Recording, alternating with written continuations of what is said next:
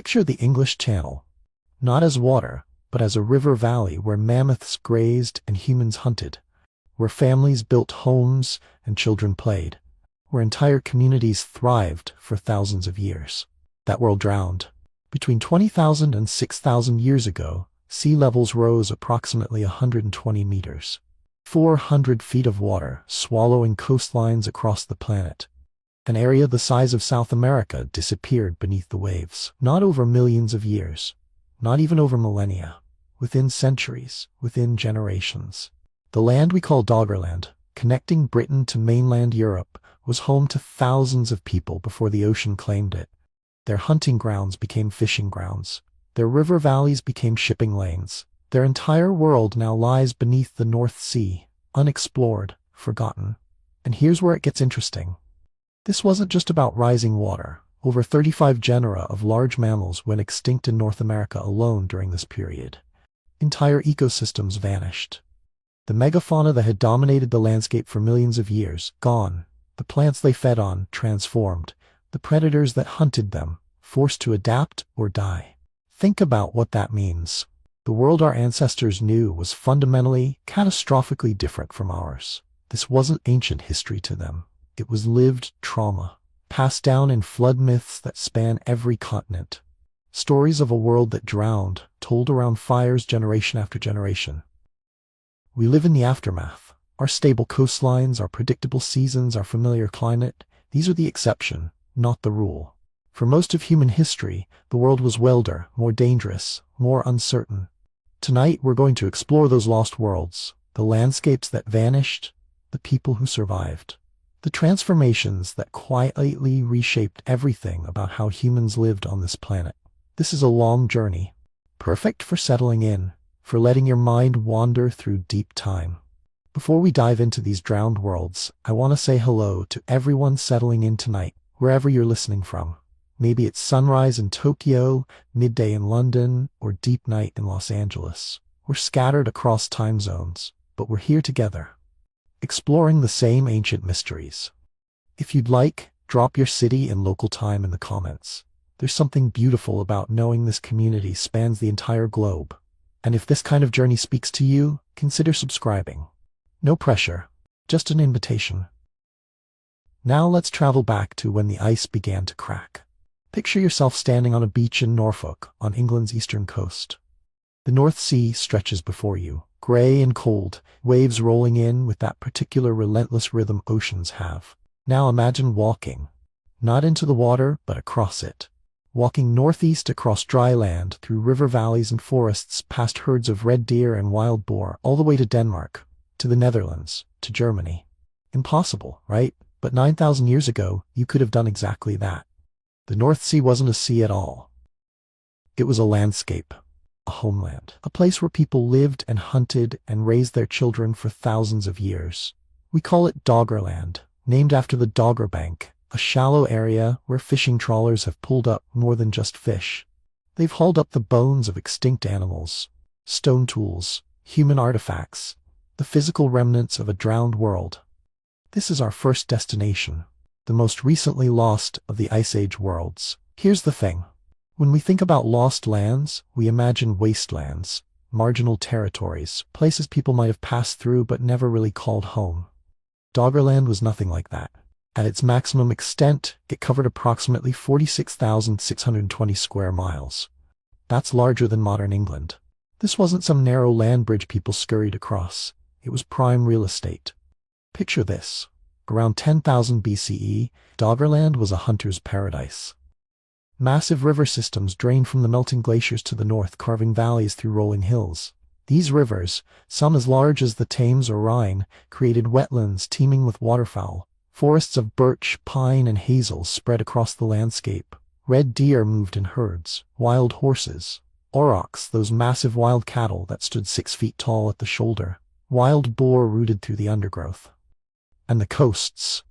The evidence is fragmentary but fascinating. But what we can piece together suggests estuaries rich with fish, lagoons perfect for trapping migrating birds, beaches where seals hauled out to rest. This was not a place you passed through. This was a place you stayed. The people who lived here were Mesolithic hunter-gatherers, and we need to be careful about what that term means. These weren't primitive wanderers scratching out survival. These were sophisticated people with deep knowledge of their environment, complex social structures, and technologies perfectly adapted to their world. They understood animal behavior well enough to predict migrations. They knew which plants were edible in which seasons. They could read weather patterns, track game across vast distances, work stone into tools of remarkable precision. We know this because of what the sea has given back.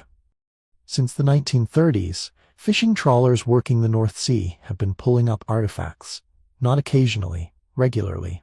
Over 100 Mesolithic objects have been recovered, and that's just what made it to museums. How many more were tossed back overboard unrecognized? How many still lie on the seabed? The finds tell stories. Bone harpoons, barbed and elegant, designed for spearing fish or seals.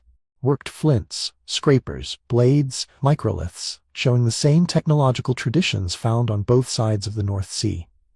Antler tools. And in 2013, a fishing boat off the coast of Zealand pulled up something extraordinary, a complete human skull fragment. A piece of someone who walked Doggerland's hills and valleys. Someone who watched the sun set over landscapes that no longer exist. Let that satisfying thought settle in. Every time a trawler drags its nets across the bottom of the North Sea, it's potentially disturbing an archaeological site. The entire seabed is, in essence, one massive unexcavated settlement area. We're fishing in someone's homeland. Modern technology has given us new ways to see what's down there. Seismic surveys, originally designed to map oil and gas deposits, have revealed the ghost landscape beneath the waves, and it's stunning.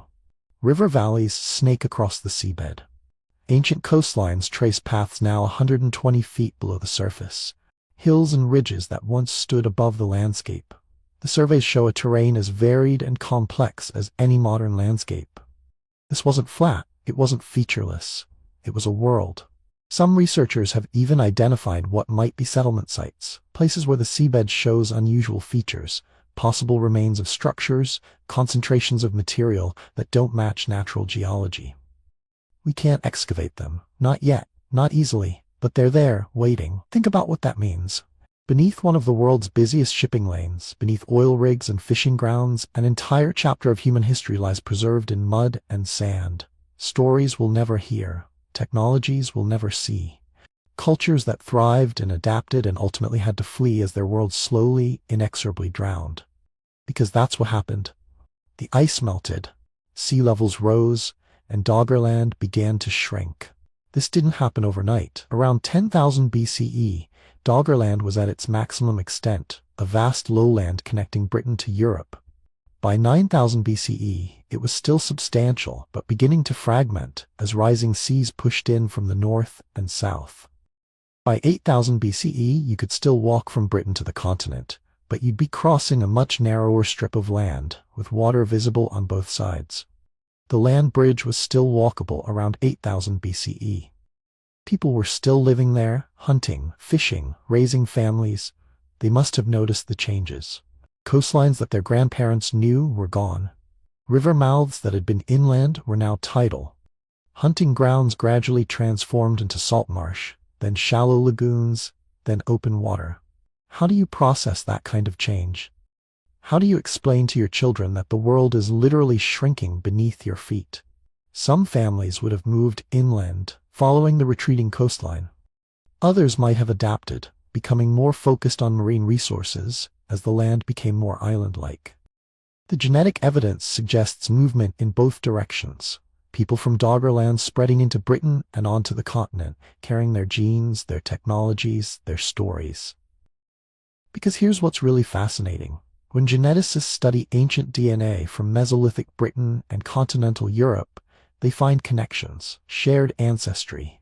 Population movements that make sense only if people could travel freely between regions that are now separated by water. The people of Mesolithic Britain weren't isolated islanders. They were part of a broader cultural world that spanned what we now call the North Sea. Stone tool traditions show the same pattern.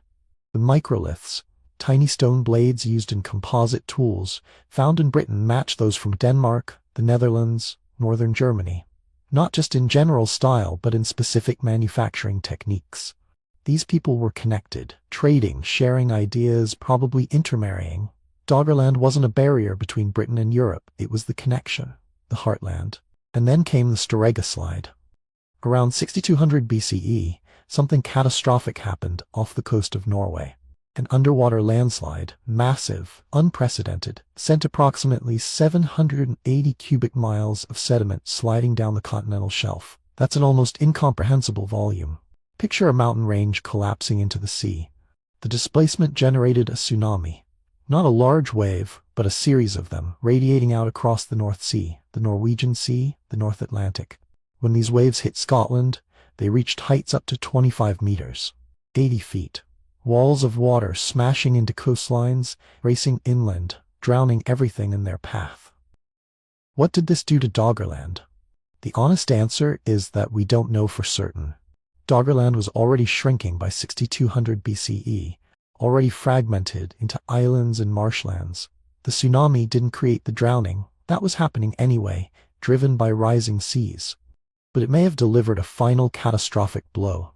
Imagine you're living on what's left of Doggerland. Maybe you're on one of the higher areas, still above water, still habitable. You've adapted to the rising seas, you fish more, hunt less. Your world is smaller than your grandparents' world, but it's still home. And then the wave comes. No warning. Just the water pulling back from the shore, exposing mudflats that are usually submerged. And then the roar as the tsunami rushes in. 25 meters high in some places, smaller in others, but devastating everywhere. Sweeping across low-lying land, tearing through settlements, drowning people who had survived generations of slow inundation. Some researchers think the Storegga tsunami was the event that finally made Doggerland uninhabitable. That it transformed a shrinking but still viable homeland into a scatter of temporary islands and tidal flats. Others argue that the land was already too fragmented by 6200 BCE, that the tsunami was just one more blow to a world already dying. The debate continues because the evidence is ambiguous. We can see the tsunami deposits in sediment cores from Scotland. We can model how the waves would have propagated across the North Sea. But we can't excavate Doggerland settlements to see if they show signs of sudden abandonment. Not yet. What we do know is that by 6500–6200 BCE, the final submergence occurred. Whatever remained of Doggerland, whether destroyed suddenly by tsunami or gradually by rising seas, disappeared beneath the waves. Britain became an island. The North Sea became a barrier instead of a highway. The people didn't disappear, of course.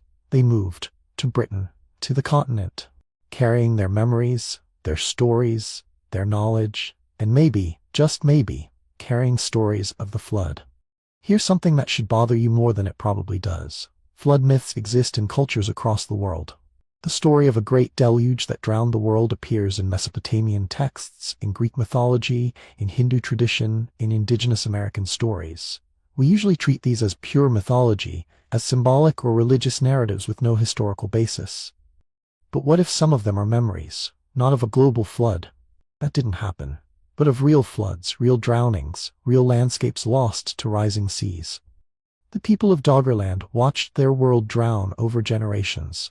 They experienced possibly a catastrophic tsunami. They fled to higher ground, and they told their children what had happened. And those children told their children. How long does oral tradition preserve real events? We don't know, but we know it can be longer than we once thought. Aboriginal Australian stories describe coastal features that were drowned 7,000 years ago. Native American traditions preserve memories of volcanic eruptions from 7,500 years ago. Maybe the flood myths of Europe preserve, in distorted form, the memory of Doggerland's drowning. We may never know for certain. But it's a haunting possibility. What was lost when Doggerland drowned? More than land, more than hunting grounds and settlements, entire cultural traditions, languages, stories, technologies adapted to that specific environment, knowledge about how to live in a landscape that no longer exists. Think about the specialists, the people who knew exactly when and where the salmon ran, who understood the migration patterns of birds across a landscape that's now underwater, who knew which plants grew in which valleys, which stones made the best tools, which routes were safe to travel in winter. All that knowledge, accumulated over thousands of years, became useless when the land disappeared. Some of it transferred, some of it adapted to new environments, but some of it simply vanished, as completely as the land itself. And here's what makes this even more poignant. Doggerland was probably the most densely populated part of northern Europe during the Mesolithic. The river valleys, the coasts, the forests, this was where people wanted to live. This was the heartland. And it's gone. We're left studying the margins, the areas that were less desirable, less populated. The center of the world has been erased. The evidence is fragmentary but fascinating. Every new discovery, every artifact hauled up by fishing boats, every detail revealed by seismic surveys adds another piece to the puzzle. We're slowly reconstructing a world from fragments. A skull here, a harpoon there, ghost rivers on sonar screens. It's detective work on a massive scale, and it's far from finished. There are proposals to do actual underwater archaeology in the North Sea, to excavate the sites we've identified, to recover the material culture of Doggerland before it's destroyed by trawling and erosion. Whether that happens depends on funding, technology, and political will. But the potential is extraordinary. Imagine what we might find. Complete settlements preserved in anaerobic mud, organic materials, wood, leather, basketry that rarely survive on land, human remains that could tell us about health, diet, genetics, family relationships, art, ritual objects, the everyday detritus of life that reveals more than any monument. All of it is down there, waiting. For now, we're left with imagination guided by fragments. We can picture Doggerland, but we can't truly know it. We can understand that it was important, that it was home to thousands of people, that its loss represented a fundamental transformation of Northern Europe's human geography. But the details, the names people called their rivers, the songs they sang, the stories they told around their fires, those are gone. That world is gone. But Doggerland was not unique. The pattern of drowning homelands repeated across the globe. Let's travel to where the losses were even more dramatic. From Europe's drowned heartland, we travel to an even vaster lost world. Forget the narrow land bridge of your textbooks. That image, a thin strip of land connecting Asia to America, a temporary crossing that humans hurried across in pursuit of game, is wrong. Completely wrong. Beringia wasn't a bridge. It was a country. A subcontinent, really. At its maximum extent, this landmass stretched approximately 1,600 kilometers. That's 1,000 miles from north to south. Picture an area larger than Texas, larger than France and Spain combined. Not a corridor, not a highway, a homeland. For thousands of years, this was a world unto itself. A vast grassy steppe tundra, cold but not glaciated, stretching between what we now call Siberia and Alaska. Mammoth grazed there. Bison, wild horses, caribou, and humans. Families who built their lives in this landscape, who knew its rivers and valleys, who passed down knowledge about where the berries grew sweetest and which stones made the best tools. They weren't migrating. They were living. And here's where it gets interesting. The story of how and when humans first reached the Americas, the narrative taught in every textbook for decades, is being completely rewritten. Not tweaked, not adjusted, fundamentally overturned by discoveries we've made in just the last few years. The old story was clean, simple, satisfying in its clarity. Around 13,000 years ago, the Clovis people, named for distinctive spear points first found near Clovis, New Mexico, crossed Beringia and entered the Americas through an ice-free corridor between the massive glaciers covering North America. They spread rapidly southward, hunting mammoths and other megafauna, becoming the first Americans. The Clovis first hypothesis dominated archaeology for most of the 20th century. The evidence seemed solid. Clovis points appeared in archaeological sites across North America, all dating to roughly the same period. No confirmed sites were older. The narrative fit the available data. But that narrative is dead now. Killed by footprints in New Mexico. Picture this: White Sands National Park, a landscape of gypsum dunes in the Chihuahuan Desert. Beautiful, stark, otherworldly. In 2009, a park resource manager noticed something strange. Fossilized footprints preserved in ancient lake sediments. Human footprints, lots of them. The initial discovery was fascinating but not revolutionary. Ancient footprints are rare but not unprecedented. What made White Sands extraordinary was the dating. The footprints were embedded in layers containing seeds from an aquatic plant called rupia. Those seeds could be radiocarbon dated with precision. And the dates came back impossible, between 21,000 and 23,000 years ago. Think about what that means. Humans in New Mexico walking along the shores of an Ice Age lake at least 8,000 years before the Clovis culture even existed. 8,000 years. That's longer than all of recorded human history. The archaeology community reacted with predictable skepticism. Extraordinary claims require extraordinary evidence. The dates were checked, rechecked. Multiple labs, multiple methods. The results held. The footprints are real. The dates are solid. These weren't adults, by the way. The trackways show children and teenagers, sometimes running, sometimes walking carefully.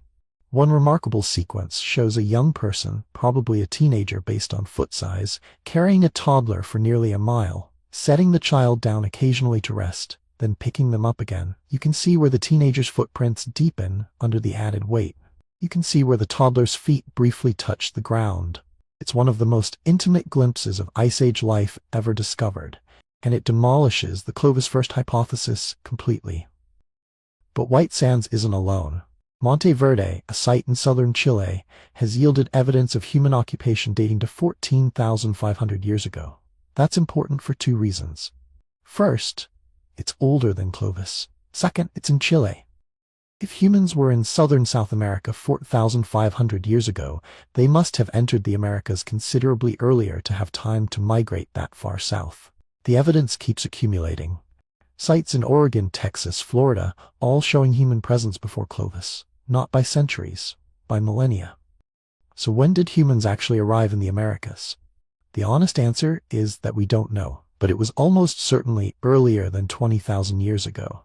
Possibly much earlier. Some researchers argue for dates as early as 30,000 years ago, though those claims remain controversial. What we do know is that the old story, a single rapid migration through an ice-free corridor around 13,000 years ago, is impossible. The corridor didn't exist 20,000 years ago. The glaciers were at their maximum extent, locked together in an impenetrable ice wall stretching from the Arctic Ocean to the northern United States. Nobody was walking through that. Which brings us back to Beringia, and a theory that's gaining serious traction. The Beringian standstill hypothesis. Here's the idea. Humans didn't cross Beringia quickly. They didn't hurry through in a single generation or even a single millennium. Instead, they settled there. They lived in Beringia for thousands of years, isolated from populations in Asia and unable to enter the Americas because of the ice sheets. They became in effect a distinct population. Beringians. The evidence for this comes from genetics. When you compare the DNA of Native Americans to Asian populations, there's a gap. A period when the ancestors of Native Americans were genetically isolated, neither mixing with Asian populations nor diversifying into the multiple lineages we see in the Americas. That isolation lasted somewhere between 2,400 and 9,000 years, depending on which genetic models you trust. Where were they isolated? The most logical answer is Beringia itself, living on that vast steppe tundra, cut off from Asia by glaciers and distance, unable to move south into the Americas because of the continental ice sheets. Waiting. Not intentionally, of course. They weren't waiting for anything. They were just living. Generation after generation, century after century, millennium after millennium. It's a haunting image, a population of humans. How many? A few thousand? 10,000? Living in a world that would eventually cease to exist. Developing their own cultural traditions, their own languages, their own ways of understanding the world, all in a landscape that would vanish beneath the waves. And then somehow, they moved south. When the ice sheets began to retreat around 16,000 years ago, routes into the Americas opened, maybe through an ice-free corridor that briefly appeared between the glaciers, maybe along the coast. That coastal route is looking increasingly likely. Picture the Pacific coast during the Ice Age. Sea levels were 400 feet lower than today. The coastline extended far beyond its current position, creating a continuous stretch of land from Beringia down the western edge of North America. And crucially, this coast was ice-free. While massive glaciers covered the interior, The coastal areas remained accessible. This is what researchers call the kelp highway hypothesis. Kelp forests are incredibly productive ecosystems. They support dense populations of fish, shellfish, seals, sea otters. A coastal population could follow these kelp forests southward, harvesting marine resources, never needing to venture inland. They could travel by boat, hopping from bay to bay, following the kelp. We may never know for certain, but the evidence suggests this is what happened. The problem is that the evidence is underwater. That Ice Age coastline is now submerged beneath hundreds of feet of ocean. Any archaeological sites that might prove the coastal migration theory are inaccessible, destroyed by millennia of wave action, buried under sediment. We're trying to reconstruct a migration route that drowned 15,000 years ago. But we have tantalizing clues. The oldest sites in the Americas tend to be coastal or near coastal. Monteverde is just 30 miles from the Pacific. Channel Islands sites off California show human presence 13,000 years ago. The pattern suggests coastal settlement before interior expansion, and it makes sense logistically. Moving along the coast, even by boat, is easier than trekking through unknown interior landscapes. Resources are predictable. Water is available. The route is clear. Just follow the coastline south. For a population adapted to coastal living, it would have been the obvious path. Compare that to the ice-free corridor route. Even when it opened, it was a harsh, barren landscape. Meltwater lakes, unstable terrain, limited food resources. It was passable, eventually, but not attractive. Not the kind of place you'd choose to travel through with children unless you had no alternative.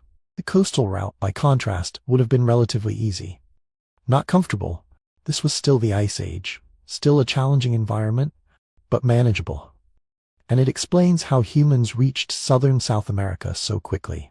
If they were traveling by boat along the coast, they could have covered vast distances in a few generations. Think about the implications. The first Americans may not have been intrepid hunters tracking mammoths across frozen tundra. They may have been coastal people, fishers, boat builders, navigators who understood tides and currents and marine resources. The entire image shifts, and it means their story is largely lost to us. Those coastal settlements, those camps and villages and fishing sites, all underwater now. We're studying the expansion into the interior, the adaptation to new environments, but the origin story is drowned. Just like Doggerland, just like Beringia itself, because Beringia didn't last. As the ice sheets melted and sea levels rose, the Bering Strait began to form. Water flowed between the Pacific and Arctic Oceans for the first time in 30,000 years. The land that had been a continent became an archipelago, then scattered islands, then nothing but ocean. The final submersion happened around 11,000 years ago. That's when the last land connection between Asia and the Americas disappeared. Permanently. The continents were separated. The people on each side were cut off from each other. Imagine being among the last generation to see Beringia. You're living on the coast, and every year the water rises a little higher. The hunting grounds your grandparents described are underwater now. The valleys where your ancestors lived are bays. The rivers are straits. Your world is shrinking, and you can see the other side. On clear days you can see across the water to land that was once connected to yours, land where your relatives might still live. But you can't reach them anymore. The water is too wide, too cold, too dangerous. The connection is broken. This wasn't abstract. This was lived experience. People on both sides of the forming strait watched their homeland drown. They told their children about the places that used to exist. Those children told their children. How long did the memory persist? How many generations passed down stories of the time when you could walk between the continents? We don't know. But we know the separation was complete. After 11,000 years ago, there was no contact between the populations. The Americas developed in isolation. The languages diverged, the cultures evolved independently, technologies developed separately. When Europeans finally crossed the Atlantic 10,500 years later, they encountered civilizations that had been isolated from the rest of humanity for over 400 generations, all because Beringia drowned. What was lost when that land disappeared? More than geography, more than hunting grounds and migration routes, an entire world. The Beringian ecosystem, Its unique combination of plants and animals, its specific environmental conditions, vanished.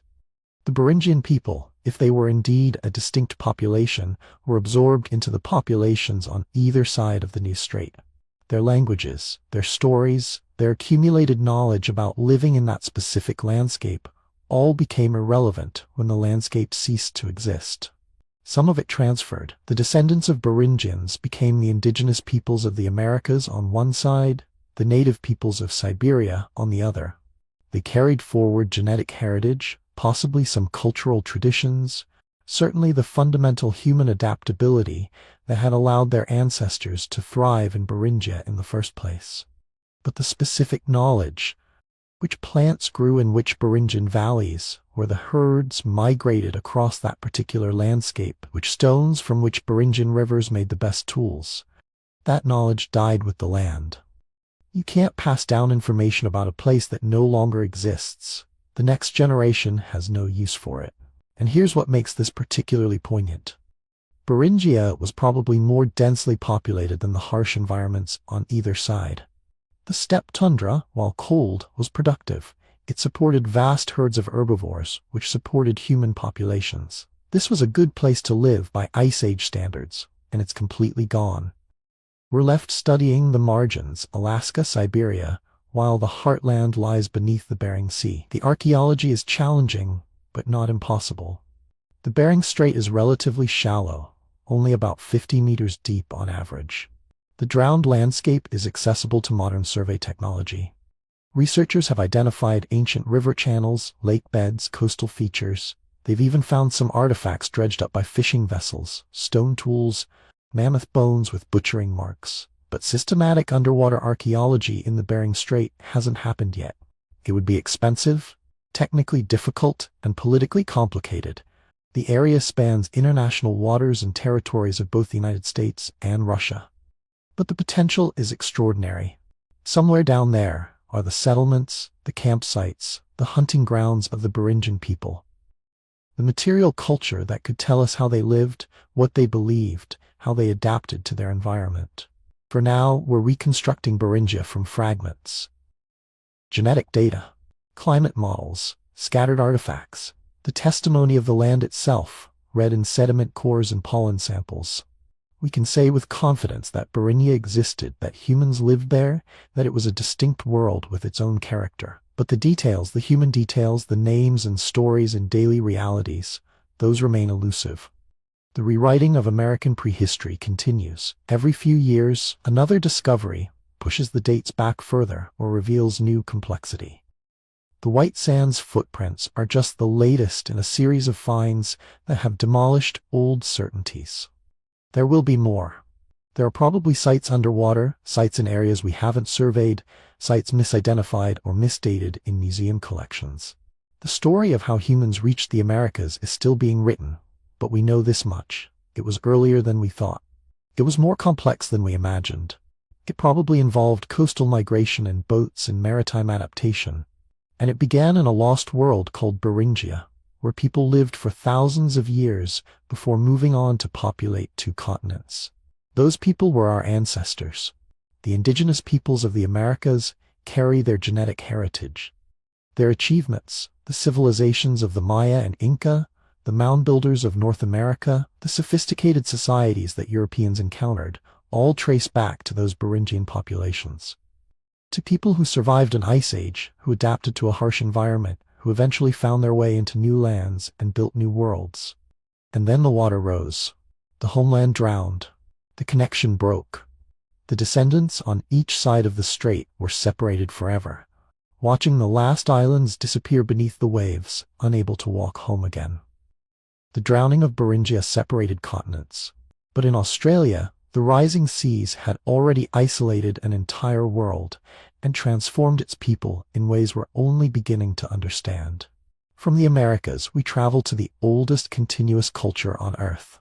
Picture the southern coastline of Australia today, Sydney's beaches, Melbourne's Port Phillip Bay, the cliffs of the Great Australian Bight. Now imagine walking 250 kilometers straight out from those beaches. You're still on dry land. You're crossing grasslands, river valleys, forests. You pass ancient campsites, rock art sites, the remains of settlements. You walk for days and finally you reach the ocean. That coastline existed, people lived there, and it's completely underwater now. During the last glacial maximum, roughly 20,000 years ago, Australia wasn't an island. It was part of a vast landmass called Sahul, a megacontinent that included modern Australia, Tasmania, and New Guinea, all connected by the exposed continental shelf. Sahul was enormous, about 30% larger than Australia is today, over 2.12 million square kilometers of land that's now beneath the ocean. Think about that for a moment. An area larger than Mexico, just gone. Drowned, and people lived there. Here's what makes Sahul extraordinary. Aboriginal Australians didn't arrive yesterday. They didn't arrive 10,000 years ago. They've been on this continent for at least 65,000 years. The Majid Baby rock shelter in northern Australia contains stone tools, ochre, and evidence of human occupation dating back 65,000 years. Some researchers think it could be even older. That means Aboriginal Australians were living on Sahul during its maximum extent. They witnessed the entire cycle of sea level rise. They saw the coastlines retreat, the river valleys flood, the islands separate. And here's the truly remarkable thing. They may have remembered it. There's something almost sacred about this.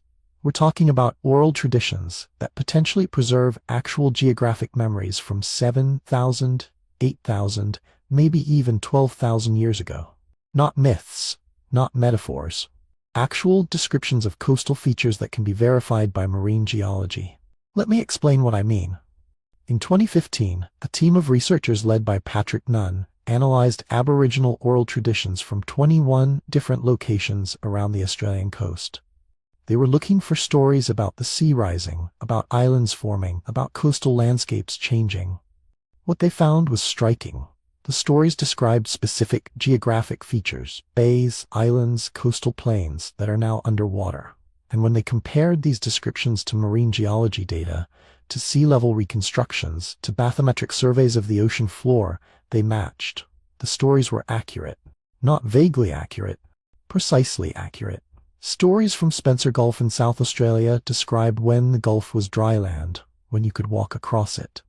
Marine geology confirms that Spencer Gulf was indeed above water until about 10,000 years ago. Stories from the Tiwi Islands describe when they were connected to the mainland. Bathymetric data shows they were. Stories from the Great Barrier Reef region describe coastal plains that are now 50 meters underwater. The drowned landscapes are there, exactly where the stories say they should be. Let that thought settle in. We're talking about information transmitted orally, generation after generation, for potentially 400 generations or more. No writing, no maps, just stories told around fires, passed from grandparents to grandchildren, embedded in song cycles and ceremonial knowledge. And the information survived intact enough to be geographically verifiable today. The mechanism isn't mysterious. Aboriginal Australian culture has sophisticated systems for preserving and transmitting knowledge. Song cycles that encode information about water sources, seasonal patterns, navigation routes, ceremonial knowledge passed through initiation. Stories tied to specific landscapes, to specific places, so that the land itself becomes a mnemonic device. This isn't passive storytelling. It's active knowledge management, refined over tens of thousands of years. But the scale is what's breathtaking. Most oral traditions are assumed to preserve information for maybe a few centuries at most. 5 generations, 10 generations. But 400 generations? That's not supposed to be possible. Except it is. The evidence is there.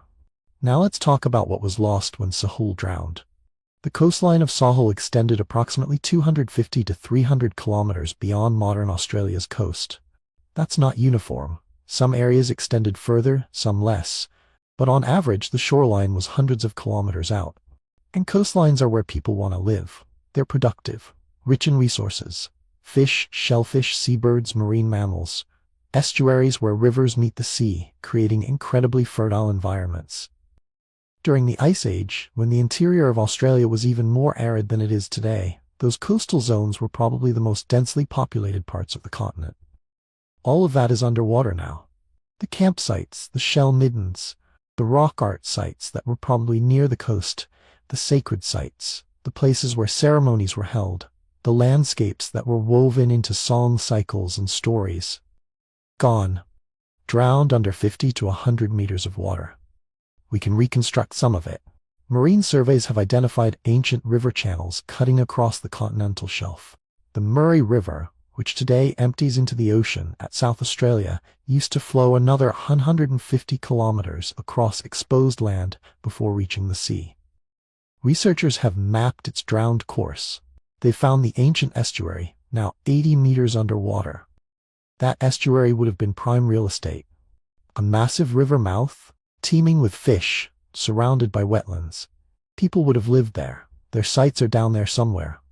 The same pattern repeats around the entire continent. Every modern river used to flow much further. Every bay used to be a river valley. Every island used to be a hilltop on a coastal plain. The geography was completely different. And then the ice melted. The seas rose. And the transformation happened fast enough that people noticed. Fast enough that they told stories about it. The separation of Tasmania is particularly well documented. Tasmania is separated from mainland Australia by Bass Strait, a body of water about 240 kilometers wide at its narrowest point. But 14,000 years ago, there was no Bass Strait. Tasmania was connected to the mainland by a land bridge. You could walk from Melbourne to Hobart without getting your feet wet. The flooding of Bass Strait happened between about 14,000 and 12,000 years ago. Sea levels rose rapidly during this period, the early phase of deglaciation, when massive ice sheets in North America and Europe were melting. The land bridge began to flood. First it became marshy probably. Then the low areas filled with water, creating a series of lakes and lagoons. Then those lakes connected to the sea. Then the remaining high ground became islands. Then those islands shrank and disappeared. The process probably took about 2,000 years from start to finish. That sounds like a long time. But it's not. It's 80 human generations. People who were born when you could walk to Tasmania lived to see the crossing become dangerous. Their children saw it become impossible. Their grandchildren grew up on an island. And they remembered. Aboriginal Tasmanian traditions, recorded by early European settlers before the genocide of the 19th century, largely destroyed Tasmanian Aboriginal culture. Included stories of when Tasmania was connected to the mainland, of ancestors who walked across. The stories were dismissed as myths. But they weren't myths. They were memories. The separation of New Guinea happened later and more gradually. New Guinea is separated from Australia by Torres Strait, a shallow body of water dotted with islands. During the last glacial maximum, Torres Strait was dry land. New Guinea and Australia were one continuous landmass. The separation happened between about 10,000 and 8,000 years ago as sea levels rose. Aboriginal Australian and Torres Strait Islander oral traditions describe this separation. Stories from the Torres Strait Islands tell of when you could walk to Papua New Guinea, when the islands were hilltops on a plain, when the strait was a river. Again, these were dismissed as mythology. But bathymetric surveys confirm the geography. The islands are indeed the high points of a drowned plain. Ancient river channels run between them, now submerged. Think about what this means. Aboriginal Australians witnessed the breakup of a continent. They saw their world literally shrink, saw the sea claim vast territories, saw islands form where there had been hills, and they preserved that information for thousands of years. The cultural impact must have been profound. These weren't small changes. The drowning of the coastal plains represented a massive loss of territory. Estimates suggest that Sahul lost about 2.12 million square kilometers to rising seas. That's 30% of the landmass. Imagine if 30% of your country simply vanished underwater over a period of a few thousand years. The displacement, the migration, the conflict over remaining land, the loss of sacred sites, of ancestral territories, of landscapes that were woven into cultural identity. And it happened slowly enough that people adapted, but fast enough that they noticed. That's the key. If it had happened over 100,000 years, each generation would have seen no change. If it had happened in 100 years, it would have been catastrophic. But it happened over 5,000 to 10,000 years. slow enough to survive, fast enough to remember. The archaeological record is frustratingly incomplete because the sites we'd most like to study are underwater.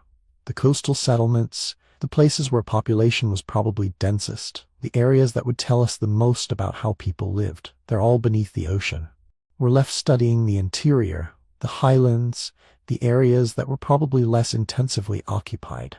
It's like trying to understand modern human civilization by only studying mountain villages while ignoring all the cities. But we're not completely blind. Some evidence survives. Ochre mines in the interior show continuous use for tens of thousands of years. Rock art sites demonstrate sophisticated artistic traditions going back 40,000 years or more. Stone tool technologies show innovation and adaptation. Genetic studies reveal that Aboriginal Australians maintained connection and gene flow across the continent, suggesting extensive trade and social networks. And the megafauna evidence is fascinating. When humans first arrived in Sahul 65,000 years ago, the continent was home to an extraordinary array of giant animals. Diprotodon, a wombat-like creature the size of a rhinoceros. Thylacoleo, a marsupial lion with bolt-cutter jaws. Megalania, a monitor lizard that could grow to 7 meters long. Giant kangaroos, enormous flightless birds. Massive snakes. By about 45,000 years ago, they were mostly gone. The extinction of the megafauna is one of the great controversies in Australian archaeology. Did humans hunt them to extinction? Did climate change kill them? Was it a combination of both? The debate continues. But what's clear is that Aboriginal Australians lived alongside these animals for at least 20,000 years. They hunted them, they knew them, and they may have preserved memories of them in oral traditions. Some Aboriginal stories describe giant animals that sound remarkably like the extinct megafauna. Creatures that match the size and description of Diprotodon, birds that could be Geniornis. Are these actual memories, passed down for 40,000 years? Or are they later inventions, stories created to explain the bones that people found? We don't know, but the possibility is there. What we do know is that Aboriginal Australians developed one of the most successful and sustainable cultures in human history. They lived on the same continent for 65,000 years without destroying it. They managed the landscape through controlled burning, creating a mosaic of different habitats that supported both human needs and biodiversity. They developed sophisticated technologies adapted to Australian conditions.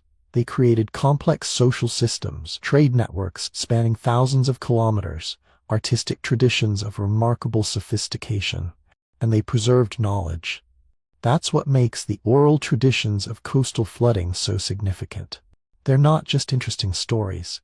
They're evidence of a knowledge preservation system that works on timescales we can barely comprehend. They demonstrate that oral cultures are not inferior to literate cultures in their ability to maintain and transmit information. They just do it differently. The Great Barrier Reef tells another part of this story. Today, the Great Barrier Reef is the world's largest coral reef system, stretching 2,300 kilometers along the Queensland coast. It's one of the most biodiverse ecosystems on Earth, but it's also very young. The modern reef system began forming only about 8,000 years ago. Why? Because before that, the continental shelf where the reef now grows was above water. It was coastal plain, part of Sahul. People lived there. And then the seas rose, the plain flooded, and as the water deepened to the right level, warm, shallow, clear, corals began to colonize the drowned landscape. The reef grew on top of what had been dry land. So the Great Barrier Reef is literally built on a drowned world. Beneath the coral are the ancient river valleys, the hills, the landscapes where people once walked. The reef is beautiful, extraordinary, a wonder of nature. But it's also a tombstone of sorts, marking a lost world. The Aboriginal peoples of coastal Queensland have stories about the reef, about islands that used to be larger, about places that are now underwater. They describe fishing grounds that were once on land. They talk about when you could walk to what are now islands far offshore. And marine archaeology confirms it. The islands were larger, the coastline was further out. The stories are accurate. Here's what haunts me about Sahul. We're talking about the oldest continuous culture on Earth. Aboriginal Australians have been on this continent longer than any other people have been anywhere. They've maintained cultural continuity through the entire period of sea level rise, through the drowning of vast territories, through the separation of Tasmania and New Guinea, through climate changes that would have destroyed less adaptable societies. And they did it without writing, without cities, without agriculture for most of that time. They maintained their culture, their knowledge, their connection to country, through oral tradition, through ceremony, through the embedding of information in landscape and song. And it worked. For 65,000 years, it worked. That should change how we think about oral cultures, about indigenous knowledge, about what kinds of information can be preserved, and for how long. The assumption has always been that writing is necessary for long-term knowledge preservation, that oral traditions are unreliable, prone to distortion, limited in their reach. But the Aboriginal Australian evidence suggests otherwise. Oral traditions, when embedded in sophisticated cultural systems, can preserve accurate information for hundreds of generations. The implications are profound. How many other oral traditions might preserve real historical information? How many stories dismissed as myths might contain kernels of accurate geographic, climatic, or historical data? The Aboriginal Australian example suggests we should take oral traditions more seriously, investigate them more carefully, compare them to scientific evidence rather than dismissing them out of hand. And it raises questions about what else was lost. If Aboriginal Australians preserved memories of coastal flooding for 12,000 years, what other knowledge did they preserve? What understanding of climate patterns, of ecological relationships, of sustainable land management? What stories, what wisdom, what accumulated experience over 65,000 years of continuous occupation? Much of it survived. Aboriginal Australian culture is still here, still vital, still maintaining connection to country despite everything that's been done to destroy it. But much was also lost during the colonial period. Languages that died out, ceremonies that were suppressed, knowledge holders who were killed. The cultural genocide of the 19th and 20th centuries destroyed information that had survived for tens of thousands of years. That's the real tragedy. Not the drowning of Sahul. That was a natural process, and Aboriginal Australians survived it. The tragedy is what happened later. The destruction of culture that had endured for 65,000 years, that had preserved knowledge across 400 generations, that had developed sustainable relationships with land and sea. That destruction happened in a few generations, in the time it takes for a grandfather to fail to pass his knowledge to his grandson, because the grandson was taken away to a mission school. But we're not at the end of this story. Aboriginal Australian culture survived. The knowledge system survived, in fragments, in pockets, in the memories of elders who kept the traditions alive despite everything. And there's a growing recognition of the value of that knowledge, of what Indigenous peoples understand about their landscapes, about long-term environmental change, about sustainable living. The oral traditions of coastal flooding are just one example. But they're a powerful one. They demonstrate that Aboriginal Australians are not just the oldest continuous culture on Earth. They're also the holders of the longest continuous historical memory. They remember things that happened before the pyramids were built, before agriculture was invented, before the end of the Ice Age. Let that thought settle in. These oral traditions of flooding aren't unique to Australia. Across the ancient Near East, similar stories emerged, and they may have shaped the very foundations of civilization. Why do nearly all ancient cultures tell stories of a great flood? From Mesopotamia to China, from Greece to India, from the Maya to the Aboriginal Australians. Across continents, across thousands of years, separated by oceans and mountains and vast stretches of time, human societies developed remarkably similar myths.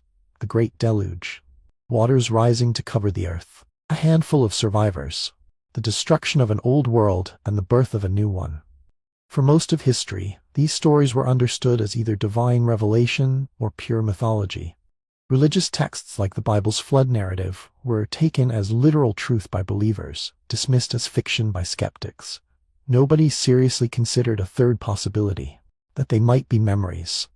Distorted, mythologized, transformed by countless retellings across generations, but at their core, memories of real events, of actual floods that reshaped the ancient world, of rising waters that drowned coastlines and displaced populations, of catastrophes that were so profound, so traumatic, that they burned themselves into human consciousness and never quite faded away. This is the tantalizing possibility that emerged in the late 20th century, when two marine geologists proposed that one of the world's most famous flood myths might have originated in a real, catastrophic event. Not a global deluge, not divine punishment, but something that would have seemed just as apocalyptic to the people who experienced it. The drowning of the Black Sea. Picture the Black Sea region around 7,600 years ago. The year is approximately 5,600 BCE. The last ice age ended several thousand years earlier, but the world is still adjusting to the new climate. Glaciers continue melting, sea levels continue rising, coastlines continue shifting. But the Black Sea is not yet a sea, it's a lake, a freshwater lake, much smaller than the body of water we know today. Its surface sits about 150 meters lower than the modern Black Sea. The surrounding lands are fertile and well-watered. Rivers flow into the lake from the north, the ancestors of the Danube, the Dnieper, the Don. The climate is mild, the soil is rich, and people live here. Farming communities dot the shorelines. These are Neolithic peoples, early agriculturalists who've adopted the revolutionary new technologies of plant and animal domestication that originated in the Fertile Crescent and spread across Anatolia and into Europe. They grow wheat and barley, they raise sheep and goats, they build permanent villages with substantial houses.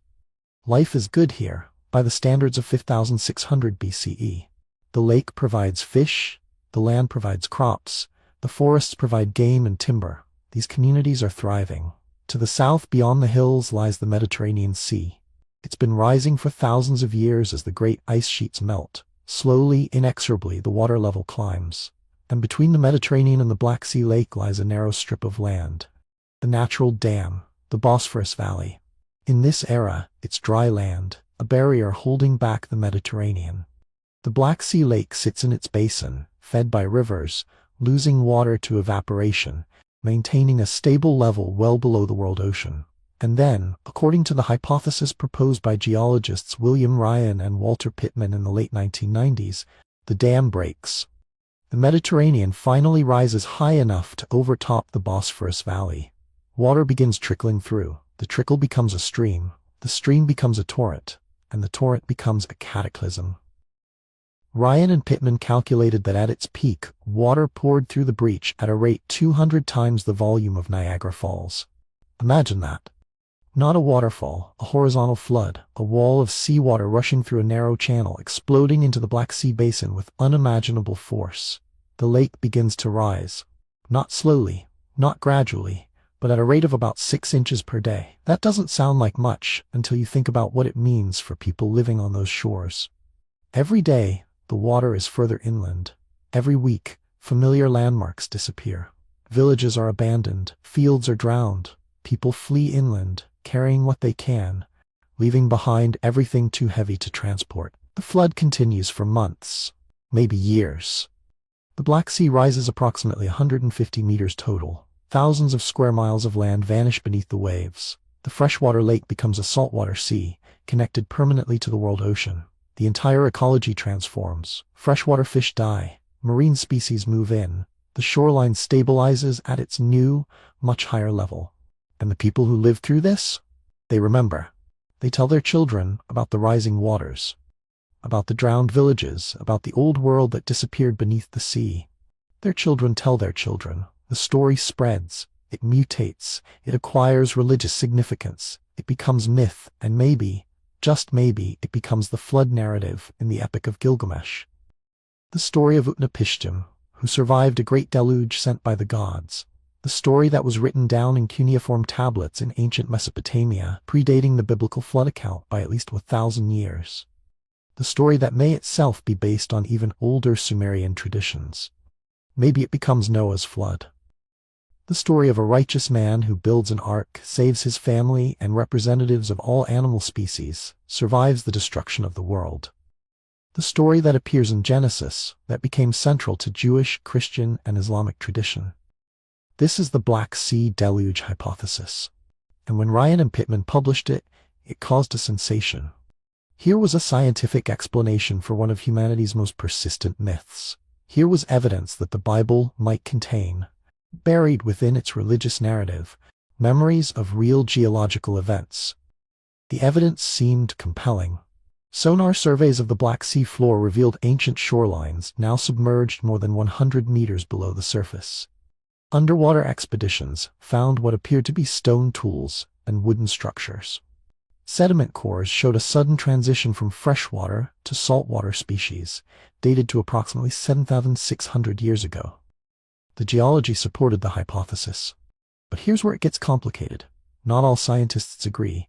Some argue that the flooding was much more gradual than Ryan and Pittman proposed, that the Black Sea rose over centuries, not months, that there was no catastrophic breach, no wall of water, no sudden apocalypse. Just a slow, steady rise that people could easily outpace. The debate continues because the evidence is ambiguous. Yes, the Black Sea was once a lake. Yes, it rose dramatically. Yes, the transition happened around 7,600 years ago. But the speed of that transition, whether it was catastrophic or gradual, remains contested. Some researchers point to geological evidence suggesting multiple flooding events over thousands of years. Others note that the sediment cores don't show the kind of catastrophic disruption you'd expect from a sudden deluge. Still others question whether people were actually living on the shores that were drowned. Maybe those areas were uninhabitable marshland, not thriving agricultural zones. The truth, as always, is more nuanced than the initial hypothesis suggested. Recent studies have complicated the picture further. Some evidence suggests the Black Sea may have briefly connected to the Mediterranean even earlier, around 9,000 years ago, then been cut off again before the final breach. Other research indicates that the flooding, while significant, happened over several centuries rather than a few dramatic years. But even if the flooding was gradual, it would still have been traumatic for the people living through it. Even if the water rose slowly enough to outrun, it still drowned villages, still forced migrations, still transformed familiar landscapes into alien seascapes. The emotional impact would have been profound. And this brings us to the bigger question. Whether or not the Black Sea flood specifically inspired the Mesopotamian and biblical flood myths, could other post-glacial floods have inspired the hundreds of other flood myths found worldwide? Because the Black Sea is not unique. The pattern repeats everywhere you look. Flood myths appear in over 200 cultures worldwide. The Epic of Gilgamesh from ancient Sumer, the story of Deucalion from ancient Greece, the tale of Manu from Hindu tradition, the legend of Gunyu from ancient China, the Maya Popol Vuh, the Mapuche tradition of Kai Kai and Tren Tren, Aboriginal Australian stories of coastal inundation. Some of these myths are clearly related, borrowed from one culture by another, transmitted through trade and conquest. The biblical flood narrative probably derives from Mesopotamian sources. Greek flood myths may have Near Eastern origins, but others developed independently, in cultures with no contact with each other. Why? The conventional explanation has always been that floods are universal human experiences. Every culture experiences flooding. Rivers overflow. Storms bring torrential rain. Tsunamis strike coastal regions. It's natural that every culture would develop myths about catastrophic floods. The universality of flood myths doesn't require a universal flood, just universal human psychology and universal natural disasters. But there's another possibility. One that the end of Ice Age context makes more plausible. Maybe these myths preserve memories of the post-glacial world, of a time when sea levels were rising everywhere, when coastlines were drowning, when rivers were swelling with meltwater, when the geography of the entire planet was in flux. Think about the scale of what happened. Between roughly 20,000 and 7,000 years ago, sea levels rose approximately 120 meters. That's 400 feet. Coastlines moved inland by dozens, sometimes hundreds of miles. Entire continental shelves were submerged. The geography of the world was rewritten, and humans were there, watching it happen. Not in a single catastrophic event, but in a long, slow transformation, punctuated by periods of rapid change. The drowning of Doggerland, the flooding of Sundaland, the separation of Tasmania. The breach of the Bosphorus, the inundation of the Persian Gulf, the submersion of the North Sea, the transformation of the Yellow Sea from dry land to ocean. Each of these was a regional catastrophe. Each displaced populations, each destroyed familiar landscapes. Each would have been traumatic for the people who experienced it. And here's what makes this particularly fascinating. The timing works. Most flood myths don't claim to be recent. They're explicitly set in a distant past, a time before the current world order, a time when things were different. The antediluvian world, the world before the flood. That's exactly what the late Ice Age and early Holocene were, a different world. A world with different coastlines, different climates, different landscapes, a world that ended when the waters rose. We may never know for certain whether specific flood myths preserve memories of specific geological events. The Black Sea hypothesis remains controversial. The connection between any particular myth and any particular flood is speculative at best. But what we can say with confidence is this: the post-glacial world was a world of rising waters. For thousands of years, coastlines drowned, lowlands flooded, familiar landscapes disappeared beneath the waves. This was the context in which human societies developed agriculture, built the first cities, created the first civilizations. Is it really so implausible that some memory of this transformation was preserved? That stories were told and retold, generation after generation, about the time when the waters rose and the old world drowned? The Aboriginal Australian evidence suggests that oral traditions can preserve accurate information for at least 10,000 years. The flood myths of Mesopotamia were already ancient when they were first written down 4,000 years ago. How much older might they be? What events might they describe? The honest answer is that we don't know. We're trying to reconstruct ancient memories from modern myths, to find historical kernels in religious texts, to match geological events with cultural traditions. It's detective work of the most speculative kind. But it's not impossible. The Black Sea may or may not have flooded catastrophically, but something happened there. The geology is clear. And something happened in the Persian Gulf, where underwater surveys have revealed submerged river channels and ancient shorelines. And something happened in Doggerland, in Sundaland, in Sahul. Lands drowned. People fled. Stories were told. Some researchers have proposed that the flooding of the Persian Gulf might have inspired flood myths even older than Gilgamesh. The Gulf was dry land until about 8,000 years ago, when rising sea levels finally breached the Strait of Hormuz, and seawater poured in. This would have drowned the river valley created by the Tigris and Euphrates, which extended much further south during the Ice Age. People living in that valley would have been forced to flee as the waters rose. Could this be the ultimate source of the Mesopotamian flood tradition? We don't know. But the timing is right. The geography is right. And the cultural continuity from those displaced populations to later Mesopotamian civilizations is plausible. The same logic applies to flood myths from other regions. The Chinese tradition of Gunyu, who controlled a great flood, might preserve memories of the flooding of the Yellow Sea basin. Hindu traditions of Manu surviving a deluge might relate to the drowning of the continental shelf off India's coast. Maya flood myths might remember the inundation of coastal areas in Central America. Or maybe not. Maybe these myths are purely symbolic. Maybe they reflect religious or philosophical ideas rather than historical memories. Maybe the similarities are coincidental, the result of universal human psychology rather than universal human experience. The debate continues, and it probably should. We need to be careful not to see patterns that aren't there, not to force myths to fit geological events, not to privilege our scientific narratives over the religious and cultural meanings these stories hold for the people who tell them. But we also shouldn't dismiss the possibility out of hand. The evidence from Aboriginal Australia proves that oral traditions can preserve accurate memories of coastal flooding for many thousands of years.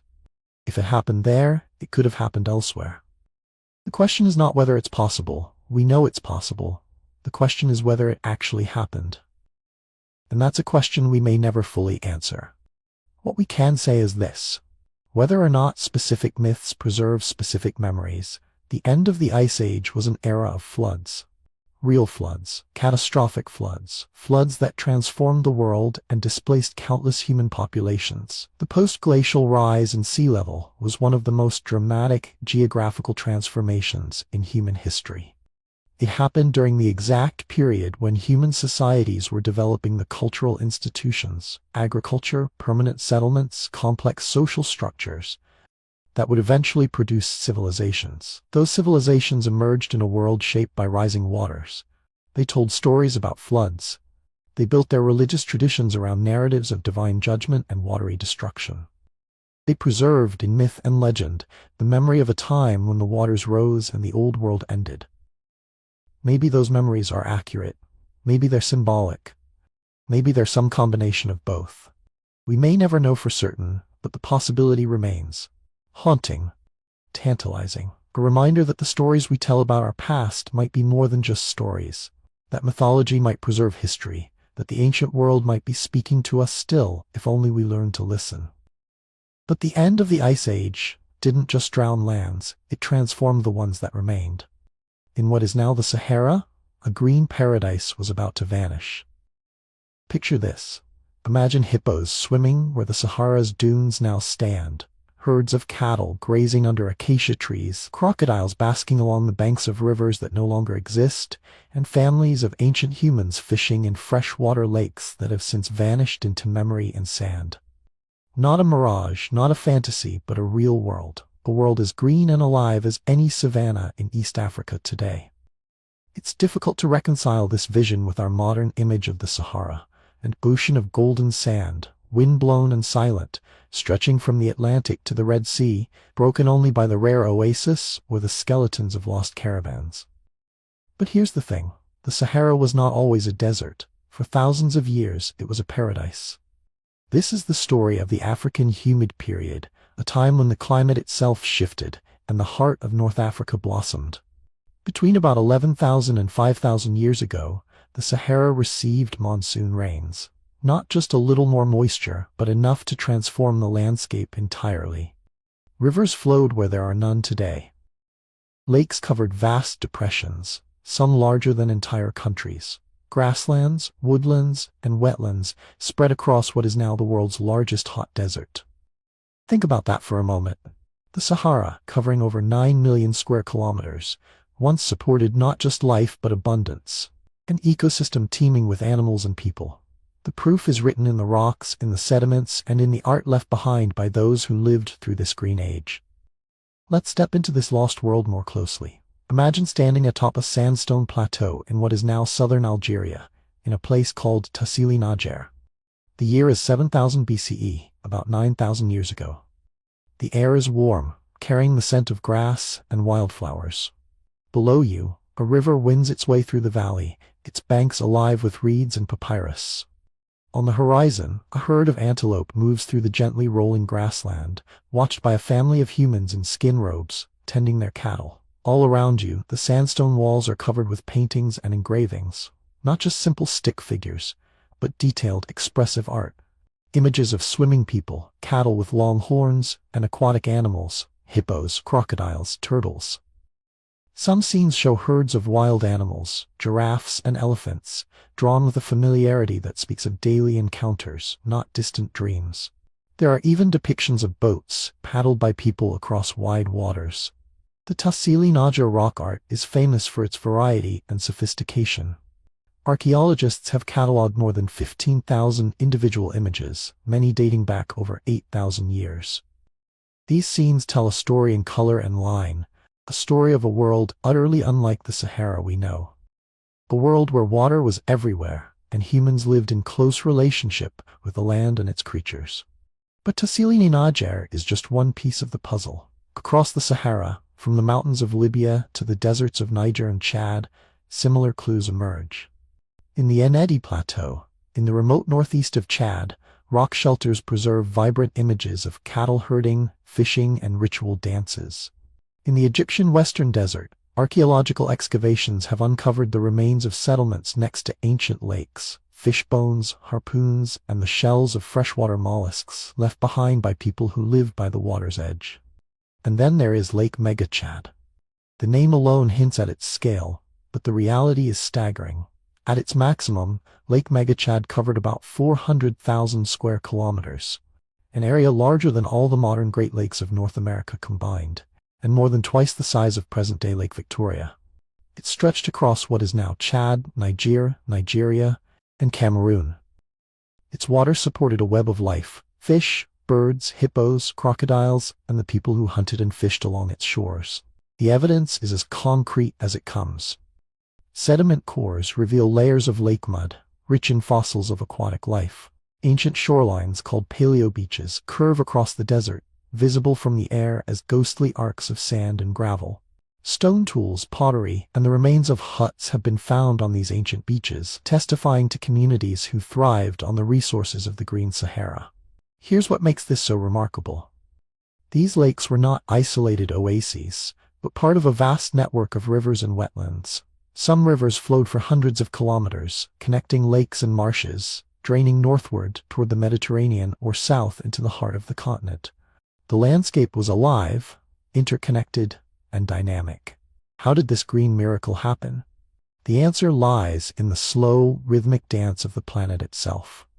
The African humid period was triggered by changes in the Earth's orbit and axis, subtle shifts known as Milankovitch cycles. Around 11,000 years ago, after the end of the last ice age, the northern hemisphere began to tilt closer to the sun during the summer. This increased solar radiation over North Africa, strengthening the West African monsoon. Rainfall increased dramatically, transforming deserts into grasslands and lakes. The process was not instantaneous. It took centuries, even millennia, for ecosystems to respond. Forests crept northward, grasslands expanded, and wildlife followed. Human populations grew, spreading across the newly fertile land. Archaeological evidence suggests that by around 8,000 years ago, the Sahara was home to tens of thousands of people, perhaps more. They hunted, fished, gathered wild plants, and eventually began to herd cattle and cultivate cereal grains. But the most haunting evidence comes from the art. The images at Tassili N'Ajjer, dating back over 8,000 years, show people swimming, arms outstretched, legs kicking, bodies gliding through water. Today, this area receives less than 25 millimeters of rain per year. It is one of the driest places on Earth, a realm of stone and wind. The juxtaposition is almost surreal. Now, here's where it gets really interesting. The Green Sahara was not just a backdrop for human adaptation, it was a crucible of innovation, a place where new ways of living emerged. Some of the earliest evidence for cattle domestication in Africa comes from this region. At Nabta Playa in southern Egypt, archaeologists have uncovered ceremonial stone circles and alignments, some over 7,000 years old, built by communities who gathered at the shores of a seasonal lake. They kept cattle, performed rituals, and observed the stars. It's not just about survival, it's about culture, identity, and belonging. These people were not passive victims of their environment. They were active participants, managing herds, creating art, organizing social gatherings. The Green Sahara fostered complexity, creativity, and connection. But paradise is never permanent, and then the rains began to fail. The end of the African humid period did not come as a single cataclysm. It was gradual, but relentless. Starting around 5,500 years ago, about 3,500 BCE, the monsoon weakened. Rainfall decreased, lakes shrank, rivers dried up, grasslands withered, and the desert began to creep back. At first, the change may have seemed subtle, a few dry years, a river that failed to flood. But over centuries, the transformation became unmistakable. Lake Megachad, once a vast inland sea, fragmented into smaller lakes and marshes, then retreated to a fraction of its former size. Ancient lake beds, now parched and cracked, were abandoned by wildlife and people alike. The drying of the Sahara was not uniform.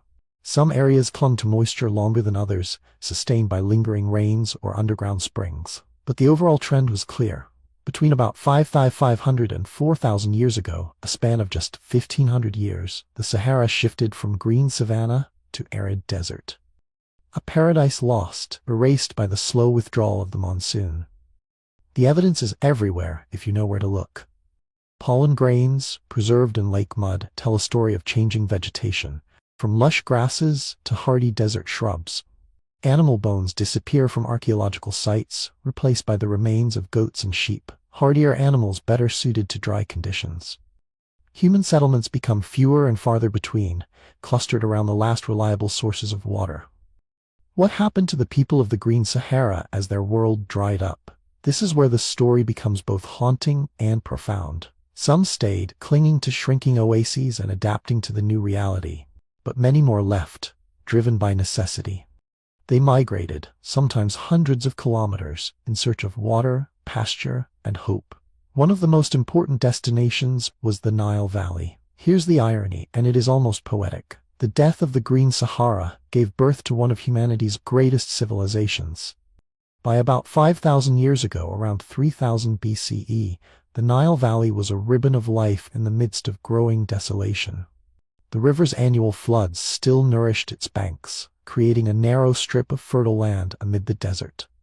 As refugees from the drying Sahara poured in, the population along the Nile swelled. Communities that had once been scattered across the open savanna now crowded together, forced into closer contact and competition. This was not just a trickle of migration, but a flood. Archaeologists estimate that tens of thousands of people may have moved into the Nile Valley over several centuries. They brought with them skills and traditions honed in the Green Sahara: animal husbandry, pottery making, social organization, and perhaps even elements of religious belief. The concentration of people, resources, and ideas set the stage for something extraordinary: the emergence of Egyptian civilization. It is no coincidence that the first dynastic state in Egypt appeared around 5,000 years ago, just as the Sahara completed its transformation from paradise to desert. The pressure of growing population, the need to manage scarce water, and the opportunities for cooperation and conflict all converged in the narrow valley. Monumental architecture, writing, centralized government, these were not spontaneous inventions but the products of necessity, adaptation, and ingenuity. Think about what that means. The pyramids of Giza, the temples of Luxor, the great cities of Memphis and Thebes, all of them owe their existence, at least in part, to the collapse of the Green Sahara. One world's loss became another's foundation. Some researchers argue that this climate-driven migration was the key catalyst for state formation in Egypt. The sudden influx of people forced communities to reorganize, to develop new systems of agriculture and irrigation, to create social hierarchies and mechanisms for conflict resolution. Others suggest that the process was more complex, involving local innovations as well as external influences.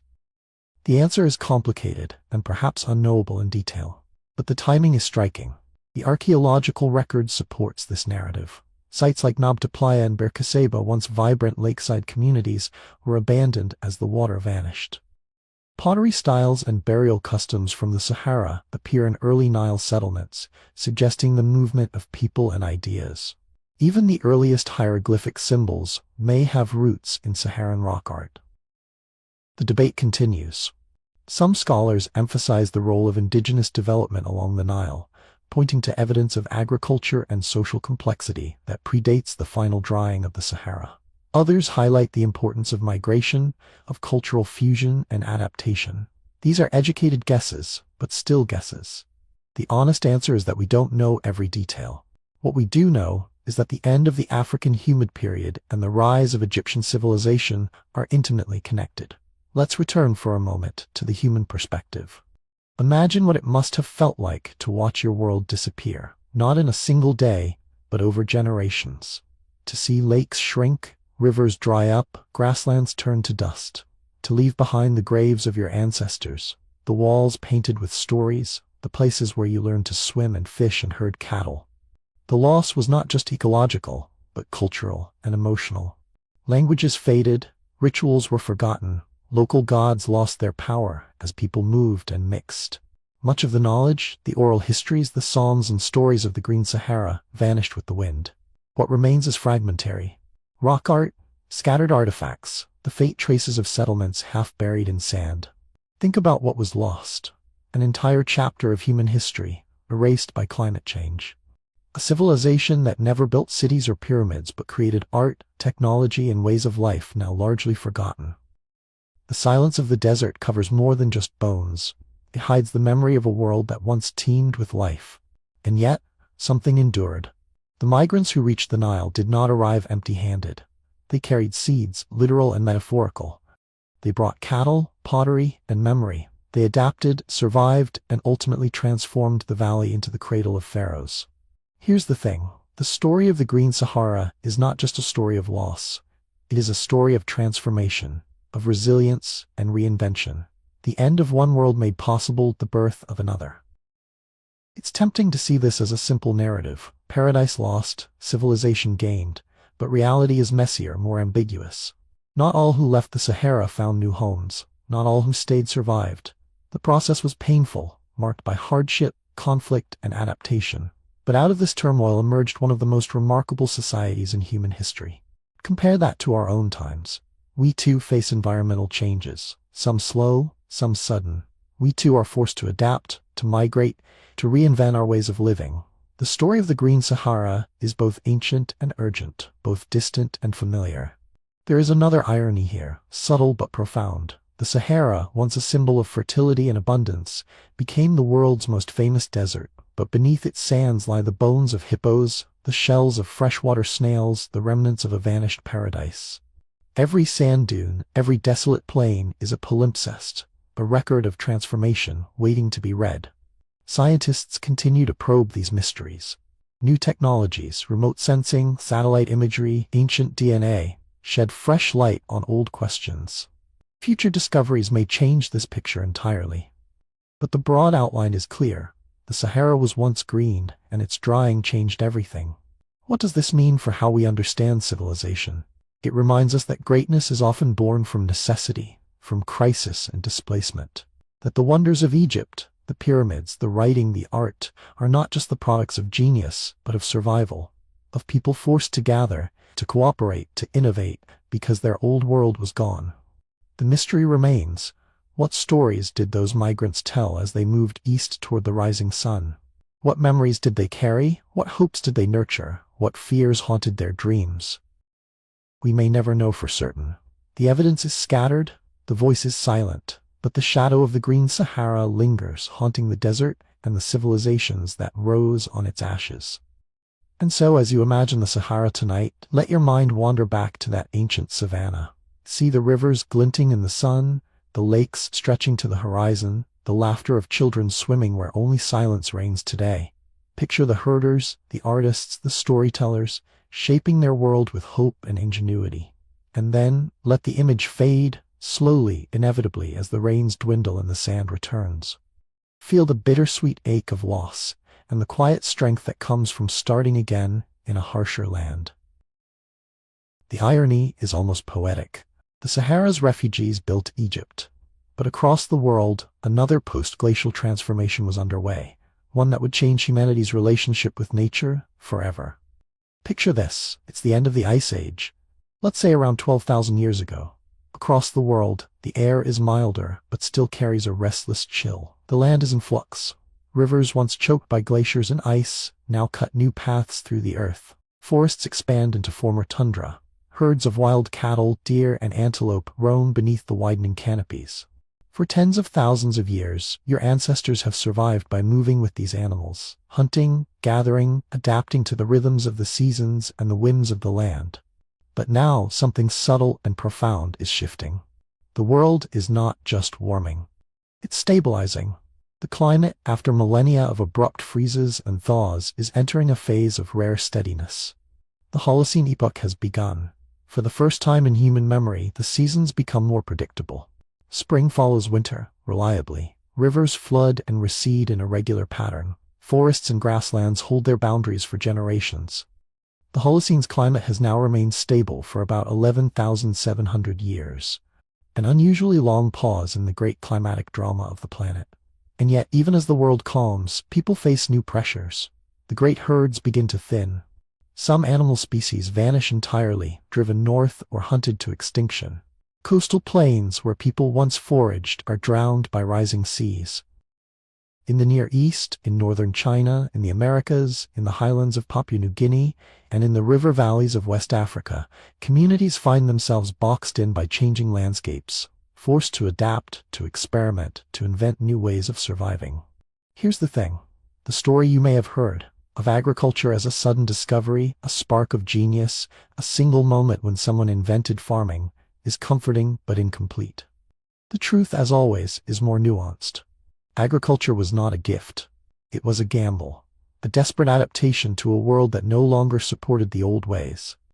Let's go back one more time to the Fertile Crescent. Imagine the rolling hills of southeastern Turkey, northern Syria, Iraq, and western Iran. 10,000 years ago, this region is a patchwork of wild grasses and scattered woodlands. The rivers, Tigris, Euphrates, Jordan, are the life arteries of the land. Hunter-gatherer bands move from camp to camp, harvesting wild wheat and barley, gathering lentils and chickpeas, fishing in the rivers, hunting gazelle and boar. By about 10,000 to 9,000 BCE, something changes. Archaeologists find the first traces of wheat and barley cultivation, fields where wild grasses have been tended, seeds selected, harvests stored in clay-lined pits. These are not huge farms, but small plots, often managed by extended families or village groups. The evidence is subtle: changes in the shape of seeds, the toughening of seed coats, the appearance of sickle blades worn smooth by cutting stalks. And here's where it gets interesting. This process happens not just once, but again and again, in far-flung corners of the world. At least 11 distinct regions see the independent emergence of agriculture after the Ice Age ends. In China's Yangtze Valley, rice is domesticated around 8,000 to 9,000 years ago, its grains growing larger, its stalks adapting to careful cultivation. In the highlands of Papua New Guinea, people experiment with taro and banana. In Mexico, wild teosinte is gradually transformed into maize. In West Africa, pearl millet and African rice are coaxed from wild ancestors. In the Andes, potatoes and quinoa. The pattern repeats: different plants, different peoples, but the same fundamental shift. Why here? Why then? The answer, as always, is both obvious and mysterious. The end of the Ice Age brings about a rare window of climatic stability. For perhaps the first time in human history, conditions are steady enough for people to imagine investing months of labor in a single plot of land and expect a predictable harvest. Before this, the climate was too wild, too erratic. A cold snap, a sudden drought, an unexpected storm, any of these could wipe out a season's work. But now in the Holocene, the world settles down. The risk becomes manageable. The gamble is worth it. But stability is only part of the story. There's a darker, more unsettling undercurrent. Around 12,900 years ago, just as the world seemed to be warming, a catastrophe struck. The Younger Dryas, a sudden return to glacial conditions, plunged much of the northern hemisphere back into cold. For about 1,200 years, temperatures dropped, rainfall patterns shifted, and the old certainties vanished. In the Levant, archaeologists find evidence that wild cereals became scarcer, herds disappeared, and formerly rich habitats dried up. Picture a small settlement, let's say in what is now southern Turkey. The people here, known to us as Natufians, have been semi-sedentary for generations. They gather wild wheat and barley, hunt gazelle, fish in the rivers. But now, as the climate sours, the wild stands of grain fail. The gazelle herds migrate or dwindle. Hunger gnaws at the community. What do? You experiment. You plant seeds near your camp just to see what will happen. You tend the shoots, weed out the competitors, defend the crop from birds and rodents. You save the best grain for next year. The evidence is written in the soil. Archaeobotanical remains show a gradual shift from gathering wild cereals to managing them to full-blown domestication. The transformation is not sudden. It takes hundreds of years, perhaps 1,000. But in the end, the world is changed. And this is what makes the Neolithic Revolution so haunting. It was not a revolution in the sense of a sudden, joyous leap forward. It was a slow, grinding process, born in hardship, refined through necessity, sealed by the steady hand of the Holocene's stable climate. Now here's where it gets really interesting.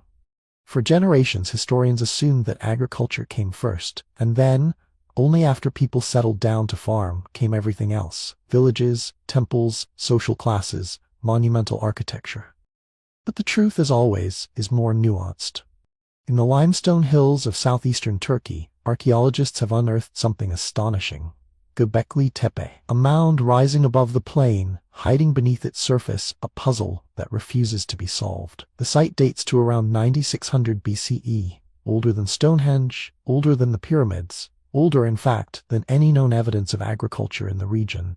Excavated over the past 3 decades, Göbekli Tepe reveals a series of circular enclosures. Each is marked by massive T-shaped pillars, some standing over 16 feet tall and weighing up to 20 tons. The stones are carved with images, foxes, wild boars, birds, snakes, rendered with a skill both sophisticated and mysterious. But here's the paradox. The people who built Göbekli Tepe were not farmers. They were hunter-gatherers, living off wild game and foraged plants. They gathered here seasonally or perhaps for ritual gatherings to erect these circles of stone. The site required extraordinary organization, effort, and social coordination. It suggests a world in which complex society, ritual, art, shared construction predated or developed alongside the very beginnings of agriculture. Think about what that means. For centuries, we assumed that farming came first, and civilization followed. But Göbekli Tepe stands as silent proof that the order may have been reversed. Monumental architecture, organized religion, and social complexity may have arisen in communities that still depended on the wild. And perhaps it was this very density, this coming together of people and ideas, that pushed them, slowly, reluctantly, toward the domestication of plants. The evidence from Göbekli Tepe is not isolated. Across the world we find hints that social and cultural innovation often preceded or developed alongside agriculture. In North America, the Poverty Point earthworks were built by hunter-gatherers thousands of years before maize farming arrived. In Japan, the Jomon culture created elaborate pottery, ritual sites, and settled villages while still living by the sea and forest. But the Fertile Crescent remains the best documented cradle of farming. By around 9000 BCE, people here are fully domesticating wheat and barley. The grains change. Wild varieties shatter their seeds easily, spreading them on the wind. Domesticated varieties hold their seeds tightly, relying on human hands to harvest and plant them. It's a subtle but irreversible shift. Humans and plants now locked in a new kind of relationship, each dependent on the other. The consequences are sweeping. Permanent villages appear. Jericho in the Jordan Valley, for instance, occupied continuously for more than 9,000 years. Houses become more durable, built from mud brick and stone. Storage pits and granaries multiply. Population densities rise. But here's what's really fascinating, and a little disturbing. The transition to farming is not an unalloyed blessing. In fact, by almost every measure, it's a step down in quality of life. Let's look at the bones, literally. Archaeologists have analyzed thousands of skeletons from early farming villages and compared them to their hunter-gatherer ancestors. The findings are sobering. Early farmers are shorter, by several inches on average, than their forager predecessors. Signs of malnutrition are common: porous bones, stunted limb growth, dental enamel defects. Infectious diseases, almost absent in hunter-gatherer remains, become widespread. Crowded villages and close contact with domesticated animals create breeding grounds for pathogens. Tuberculosis, measles, influenza, these scourges begin their long, lethal dance with humanity here. And there's more. Diets narrow. Where hunter-gatherers eat dozens, sometimes hundreds of wild plant and animal species, early farmers rely on a handful of staple crops: wheat, barley, lentils in the Near East, rice and millet in China, maize and beans in Mesoamerica. This dietary monotony leaves people vulnerable to famine, to disease, to nutritional deficiencies. Life expectancy drops, child mortality rises. Why then did people persist? Why not return to the old ways? The answer is complicated. Partly it's inertia. Once a population grows, once villages fill with children, it becomes harder to revert to foraging. The land around settlements is stripped of wild foods, the herds are driven away.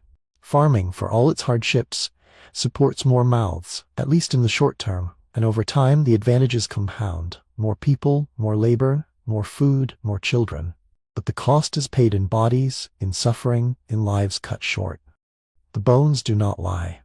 This is what makes the Neolithic Revolution so perplexing. It was not progress in the way we like to imagine. It was adaptation, forced by necessity, sealed by the climate's new stability, sustained by the relentless logic of population growth. Let's widen the lens. In China's Yangtze Valley, rice is domesticated between 8,000 and 9,000 years ago. The first farmers here faced similar challenges: fluctuating water levels, erratic monsoons, wild animals competing for the crop. But as the climate stabilizes, the experiment pays off. Villages cluster along riverbanks, paddies are dug, dikes built. The bones tell the same story. Early rice farmers are shorter, more prone to disease, suffering from dental cavities and arthritis. And yet, their numbers grow. In the Americas, maize is coaxed from the wild teosinte grass. The process is slow, perhaps 2,000 years from first experimentation to full domestication.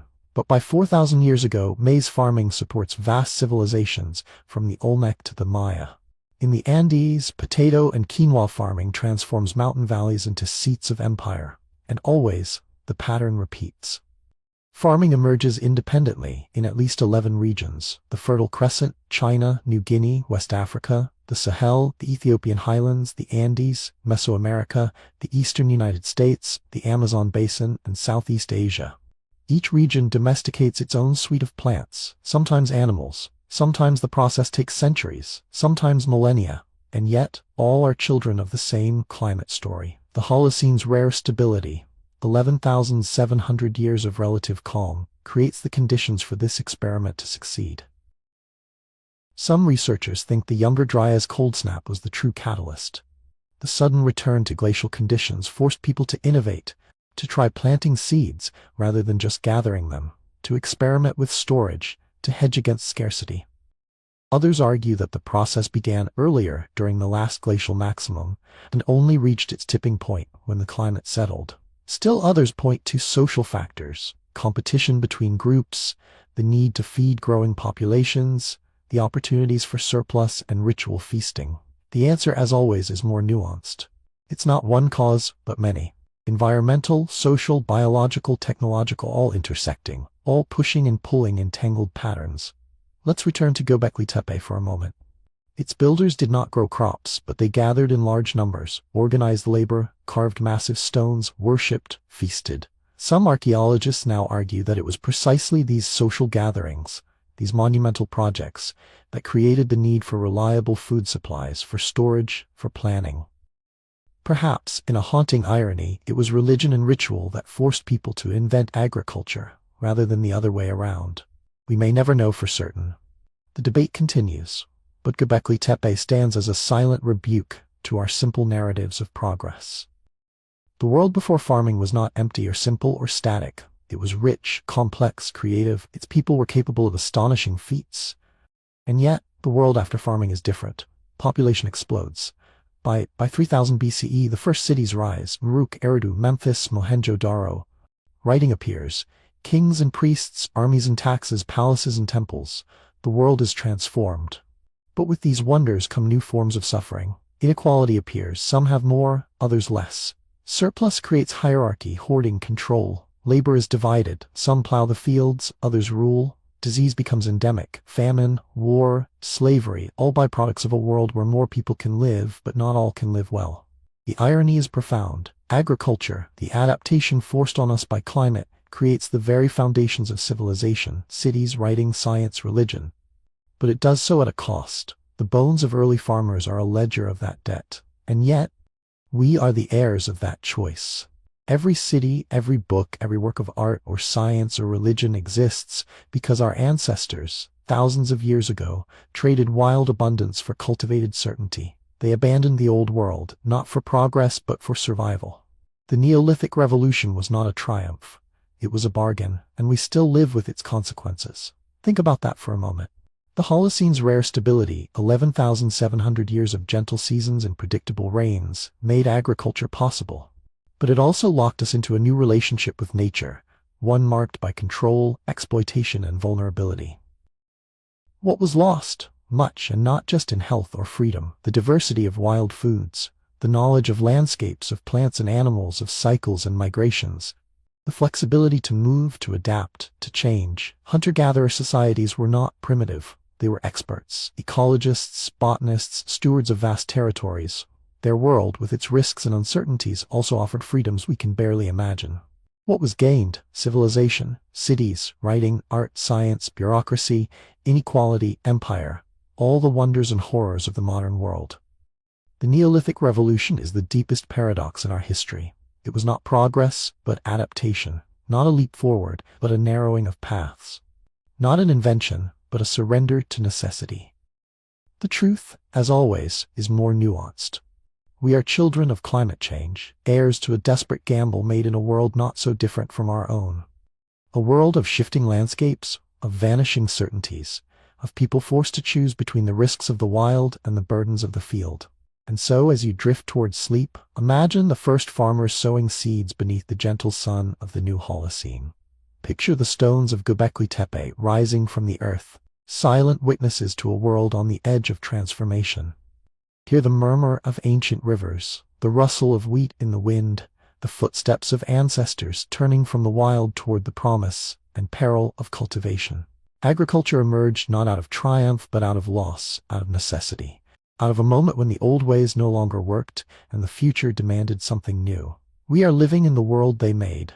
Every city, every story, every comfort, and every inequality traces back to that first desperate adaptation.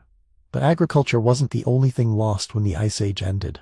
An entire world of giants vanished with it. Picture this. It's late evening on a plain that stretches to the horizon. No cities, no roads, not even the faintest glow of distant firelight. Only the hush of wind through ancient grass, the slow movement of herds. But these are not the herds you know. Out there, beneath the low Ice Age sun, enormous shadows drift across the land. Woolly mammoths, 12 feet tall at the shoulder, move in family groups. Mothers, calves, ancient matriarchs whose memories stretch back generations. Their curved tusks, some nearly 16 feet long, gleam faintly as they graze the frozen steppe, their thick hair stirring in the breeze. Beyond them, lumbering through the icy forest, comes a ground sloth the size of a box truck. It stands upright, rising almost 20 feet above the ferns, weighing as much as 4 tons, heavier than a modern elephant. Its claws, longer than a man's forearm, were made for tearing down tree branches, not for hunting. Its eyes are small, almost gentle, lost in the shaggy mask of its face. To the south, American lions, larger than any lion today, stalk herds of equally outsized prey, giant bison with horns 7 feet across, camels as tall as giraffes, horses in dazzling variety. In Australia, a continent apart, strange giants, short-faced kangaroos some 10 feet tall, wombats the size of hippos, monstrous lizards over 20 feet long, move through eucalyptus forests and open scrub. This world of giants was not a fantasy. It was the ordinary reality for tens of thousands of years, written into the bones and teeth and footprints left behind. Over 178 species of megafauna, animals larger than 100 pounds, roamed the earth between 50,000 and 10,000 years ago. Mammoths in Eurasia and North America, mastodons in the forests, saber-toothed cats, glyptodons, armored giants as big as Volkswagens, giant marsupials in Australia, towering moas in New Zealand, immense flightless birds called elephant birds in Madagascar. They were everywhere. There's something almost sacred about this. A world so old, so immense, so utterly vanished. The scale is hard to imagine. Herds of mammoths crossing the steppe for hundreds of miles, their footprints pressed deep into permafrost. Giant beavers the size of black bears gnawing on trees beside ancient lakes. The very air must have vibrated with presence, with weight, with life on a scale that seems almost mythical now. And then in the span of a geological heartbeat, it all fell silent. This is the haunting paradox of the late Ice Age. The world of giants vanished, and it happened astonishingly fast. Not over millions of years, but in just a few thousand, sometimes less. The bones tell the story. Around 50,000 years ago, the full cast of giants still inhabited every continent except Antarctica. By 10,000 years ago, more than 178 of these species were gone. In North America alone, 35 entire genera of large mammals disappeared, including all mammoths, mastodons, giant ground sloths, saber-toothed cats, and more. In South America, the great glyptodons and toxodons vanished. In Australia, almost all the giants were lost. In Eurasia, the woolly rhinoceros, the cave bear, the Irish elk, all gone. The extinction rate was staggering. During this brief window, species disappeared at about 1,000 times the normal background rate. Think about that for a moment. For millions of years, the world changed slowly, life evolving, adapting, enduring. Then suddenly, the old order collapsed. The giants were erased, almost all at once. What happened? Why did a world so ancient, so stable, dissolve into silence? Here's the thing. The answer is still deeply mysterious. The timing seems to correlate with two enormous forces that separately might have been survivable but together proved catastrophic. The first was climate. The second was us. Let's look at the climate first. The end of the last ice age, known as the Pleistocene, was marked by wild swings. Glaciers that had endured for tens of thousands of years retreated. Temperatures rose, then plunged, then rose again in a final surge around 11,700 years ago. Rainfall patterns shifted. Grasslands turned to forests or deserts. Rivers changed course. Sea levels rose by more than 400 feet, drowning old coastlines and reshaping continents. For the animals who had adapted to the cold, to the predictable cycles of ice and thaw, this was a monumental upheaval. And yet, climate change alone is not the whole story. These animals had survived previous ice age cycles, some as many as 20 or 30 times before. Mammoths had endured for over 1 million years. Giant ground sloths had been present in the Americas for even longer. Why did they vanish now and not in earlier warmings? The answer, many scientists argue, lies with a new player on the stage: modern humans. Human beings, anatomically modern Homo sapiens, began spreading out of Africa around 60,000 years ago. By 50,000 years ago, our ancestors reached Australia. By 16,000 years ago, they had crossed into the Americas.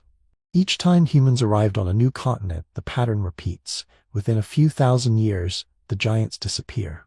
Consider Australia.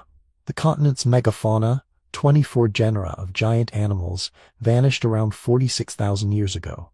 This was after humans arrived but before the most dramatic climate shifts. The timing is not subtle.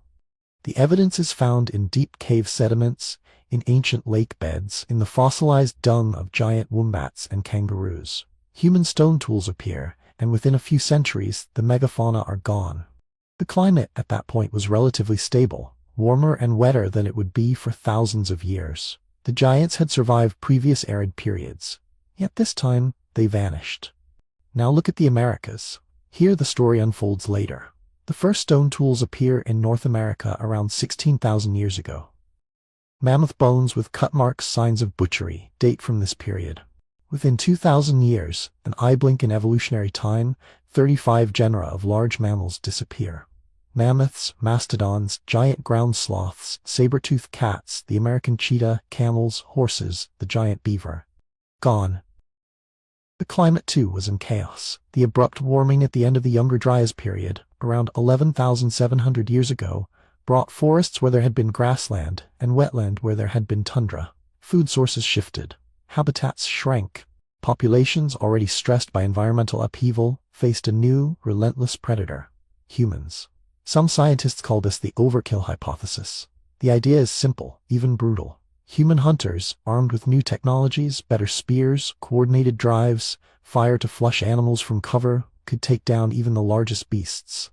A mammoth, wounded and panicked, could be finished off by a small group with patience and determination. Over time, even light hunting pressure would decimate slow-breeding populations. The giants simply could not reproduce fast enough to keep up. The archaeological evidence is sobering. In North America, sites like the famous Clovis kill localities, places where stone spear points are found alongside butchered mammoth bones, suggest systematic hunting of megafauna. Some bones bear the unmistakable marks of human tools. In South America, too, ancient campsites reveal the remains of giant ground sloths, horses, and glyptodons, all with signs of butchery. But here's where it gets really interesting and complicated. Not all extinctions fit the same pattern. In some places, the climate changed before humans arrived, and the megafauna endured. In others, humans arrived before the most severe climate shifts, and the extinctions still happened. Sometimes both factors coincide almost perfectly. Australia is a particularly haunting example. The last giant marsupials, the Diprotodon, a wombat the size of a rhinoceros, the Procoptodon, a kangaroo as tall as a room, disappeared around 46,000 years ago, closely following the arrival of humans. The climate was not in crisis. Yet the giants vanished, leaving only scattered bones and the fading echoes of Aboriginal stories. Contrast that with the Americas, where the timing of extinction matches both the arrival of humans and a period of rapid, dramatic climate change. The last mammoths and mastodons struggle on as forests replace grasslands, as rainfall patterns shift, as new diseases perhaps sweep through weakened herds. At the very moment when the world was most unstable, a new, intelligent, highly adaptable predator arrived. Some scientists see a double whammy. Climate stressed populations to the brink, shrinking their numbers, fragmenting their ranges, reducing their ability to adapt. Human hunting, even at low levels, delivered the final blow. The extinction rate was 1,000 times what would be expected from background processes alone. Think about what that means. Not just a few unlucky species, but a wholesale erasure of the old order. The world changed, and it happened almost everywhere at once.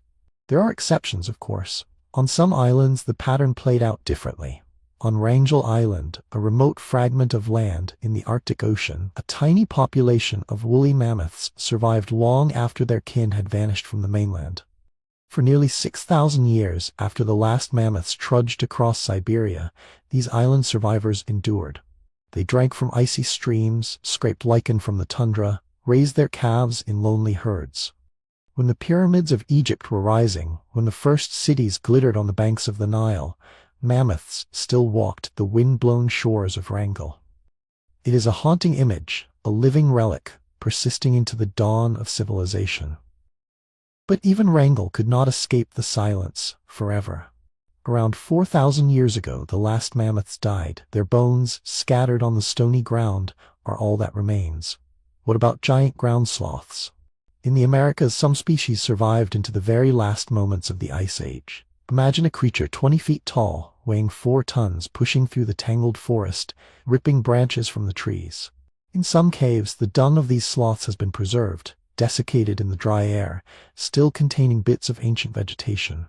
In Cuba and the Caribbean, smaller ground sloths clung on until as recently as 4,000 years ago, overlapping with early human settlements. But one by one, they faded.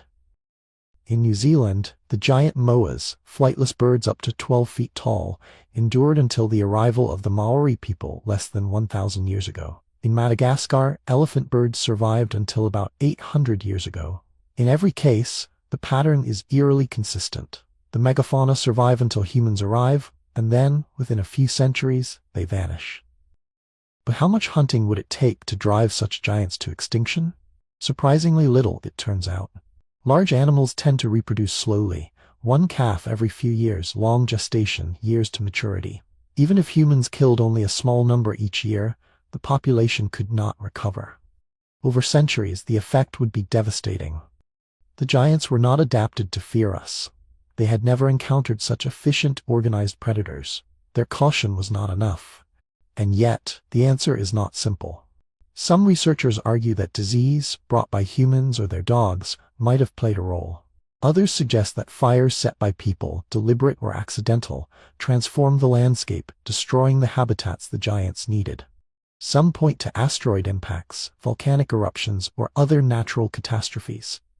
The honest answer is that we don't know.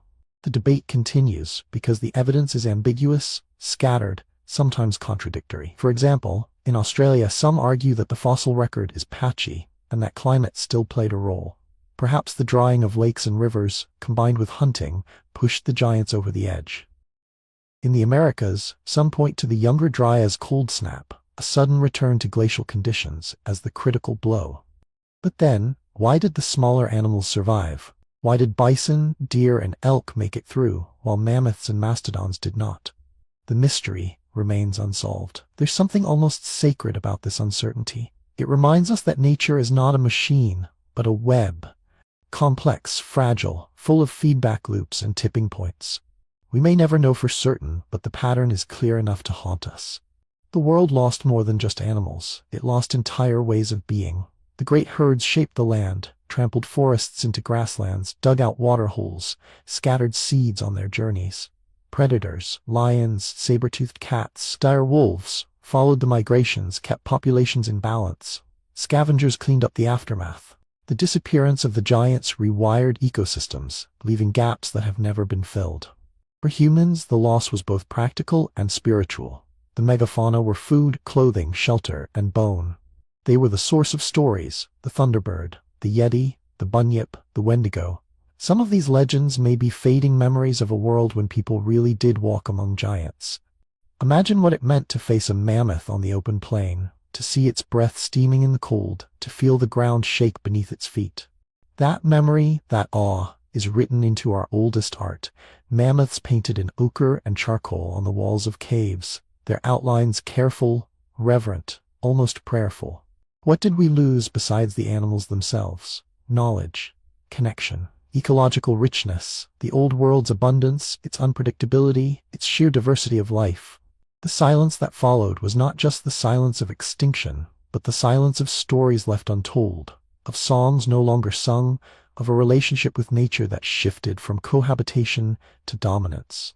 Sometimes late at night, you can almost imagine what it was like to hear the distant trumpet of a mammoth rolling across the frozen plain, to feel the reverberation of giant footsteps through the earth, to know in your bones that you shared your world with creatures so vast, so old, that their extinction would leave a hole nothing could ever fill. And yet, humanity adapted. The loss of megafauna forced people to shift, to new foods, new strategies, new landscapes. In North America, after the giants vanished, people turned to fishing, to gathering nuts and berries, to hunting deer instead of mammoths. In Australia, new myths arose to explain the absence, to fill the emptiness. What does this story mean for us now? It's a reminder that our power to shape the world is not new, that the boundary between survival and destruction can be thin, blurred, almost invisible until it's too late. The extinction of the giants was not inevitable. It was circumstantial, a confluence of climate, chance, and human action. And once the silence settled in, it could not be undone. The last mammoths on their lonely island in the Arctic are perhaps the most haunting symbol of all. For thousands of years after the rest of their kind had vanished, they survived, small, isolated, perhaps inbred, but still magnificent. They were alive when the first stones of Stonehenge were raised, when Sumerian scribes pressed cuneiform into wet clay, when the pyramids rose against the Egyptian sky. The last of the mammoths walked the tundra, their footprints washed away by the Arctic wind. Then, around 4,000 years ago, the silence came for them too. No one knows exactly why. Was it a final shift in climate? The disease? The arrival of humans even there? The evidence is incomplete, the story unfinished. But the meaning endures. The giants are gone, their bones linger in the permafrost, their images flicker in ancient art, their memory survives in our stories. But the world they shaped, the world we inherited, is quieter, emptier, forever altered. We may never know for certain, but it's hard not to feel the ache of that loss, even across the chasm of deep time. The giants vanished, the lands drowned, but humanity adapted, survived, and ultimately thrived. In the final transformation, the very way humans thought about the world began to change. How do you make sense of a world that's ending? Picture a small group of people, huddled together in the flickering firelight of a cave, the air thick with the scent of smoke and damp stone. Outside, the world is changing, forests advancing where there was tundra, rivers carving new paths through the thawing earth, animals migrating, disappearing, or dying out. The sky itself seems unfamiliar, the seasons less predictable, the old patterns dissolving into uncertainty. The world they knew is slipping away, one winter, one spring at a time. Inside, hands move purposefully. Someone grinds ochre against a flat stone, mixing it with fat and spit, making a vivid red paste. Another dips a finger in charcoal, tracing lines on the rough wall. Together they create shapes, herds of wild horses, stags with branching antlers, great horned bison, a single solitary mammoth. They are not just decorating, they are recording, remembering, maybe pleading, maybe hoping. Nobody can say for sure. Here's the thing. The end of the Ice Age wasn't just a physical event. It was a psychological earthquake. The glaciers retreated, the megafauna vanished, the familiar world dissolved, and in the void, something extraordinary happened in the human mind. A cognitive shift, an explosion of meaning, symbol, and imagination, as if new minds were forged in the crucible of loss. Let that thought settle in. The evidence is everywhere, if you know where to look. In the caves of southern France, at a place called Lascaux, the walls bloom with color and form. Around 17,000 years ago, long before the first pyramids, before the wheel, before villages or temples, artists climbed deep into the earth to make their mark. The paintings at Lascaux are not crude sketches. They are sophisticated, layered, alive with motion and intention. Over 600 animals painted with astonishing accuracy and flair parade across the stone. Horses, aurochs, deer, bison, and ibex. Some images are nearly life-sized. The largest bull stretches over 17 feet in length. Others overlap, as if the cave itself is a living memory, recording the passage of herds across the seasons. But it's not just the art that stuns, it's the intention behind it. The placement of each animal, the use of color and perspective, the careful preparation of the surfaces, they speak of planning, collaboration, even ritual. Some chambers are so deep and dangerous to reach that just entering them would have been an ordeal, requiring torches, scaffolding, perhaps even ropes. Why go to such lengths? What drove these people to descend into darkness, to paint, to create, to dream? Some researchers see Lascaux and its kindred caves, Chauvet, Altamira, Coscar, not just as art galleries, but as sanctuaries. Places where the boundary between the living and the spirit world was thin. The animals may have been more than just food or quarry. They were companions, teachers, perhaps ancestors. Some believe the act of painting was itself a form of magic, an attempt to ensure success in the hunt, to call the animals back, to restore what was disappearing from the world outside. There's something almost sacred about this. Let that thought settle in too. The Upper Paleolithic, the closing chapter of the Ice Age, from about 40,000 to 10,000 years ago, was a golden age of symbolic expression, not just in Europe, but across the world. In Indonesia, hand stencils and pig paintings appear on cave walls almost as old as those at Lascaux. In Australia, ancient rock art records the Dreamtime, the age when ancestral beings shaped the land. Even in the Americas, the first migrants left behind carved bone and painted stone, little glimpses of a world seen through different eyes. It wasn't just paintings either. Consider the Venus figurines, small, voluptuous statues carved from stone, bone, or ivory. The oldest, from Hohlefels in Germany, is at least 35,000 years old. Dozens have been found, scattered from France to Siberia, each a little different, each unmistakably human. What did they mean? Fertility? Motherhood? The power of life in a world threatened by cold and scarcity? The answer is complicated. We may never know for certain, but the urge to create, to symbolize, to make meaning out of stone and clay is unmistakable. And then, as the world warmed and the ice sheets melted, another transformation unfolded. Burials became more elaborate, more intentional, more filled with meaning.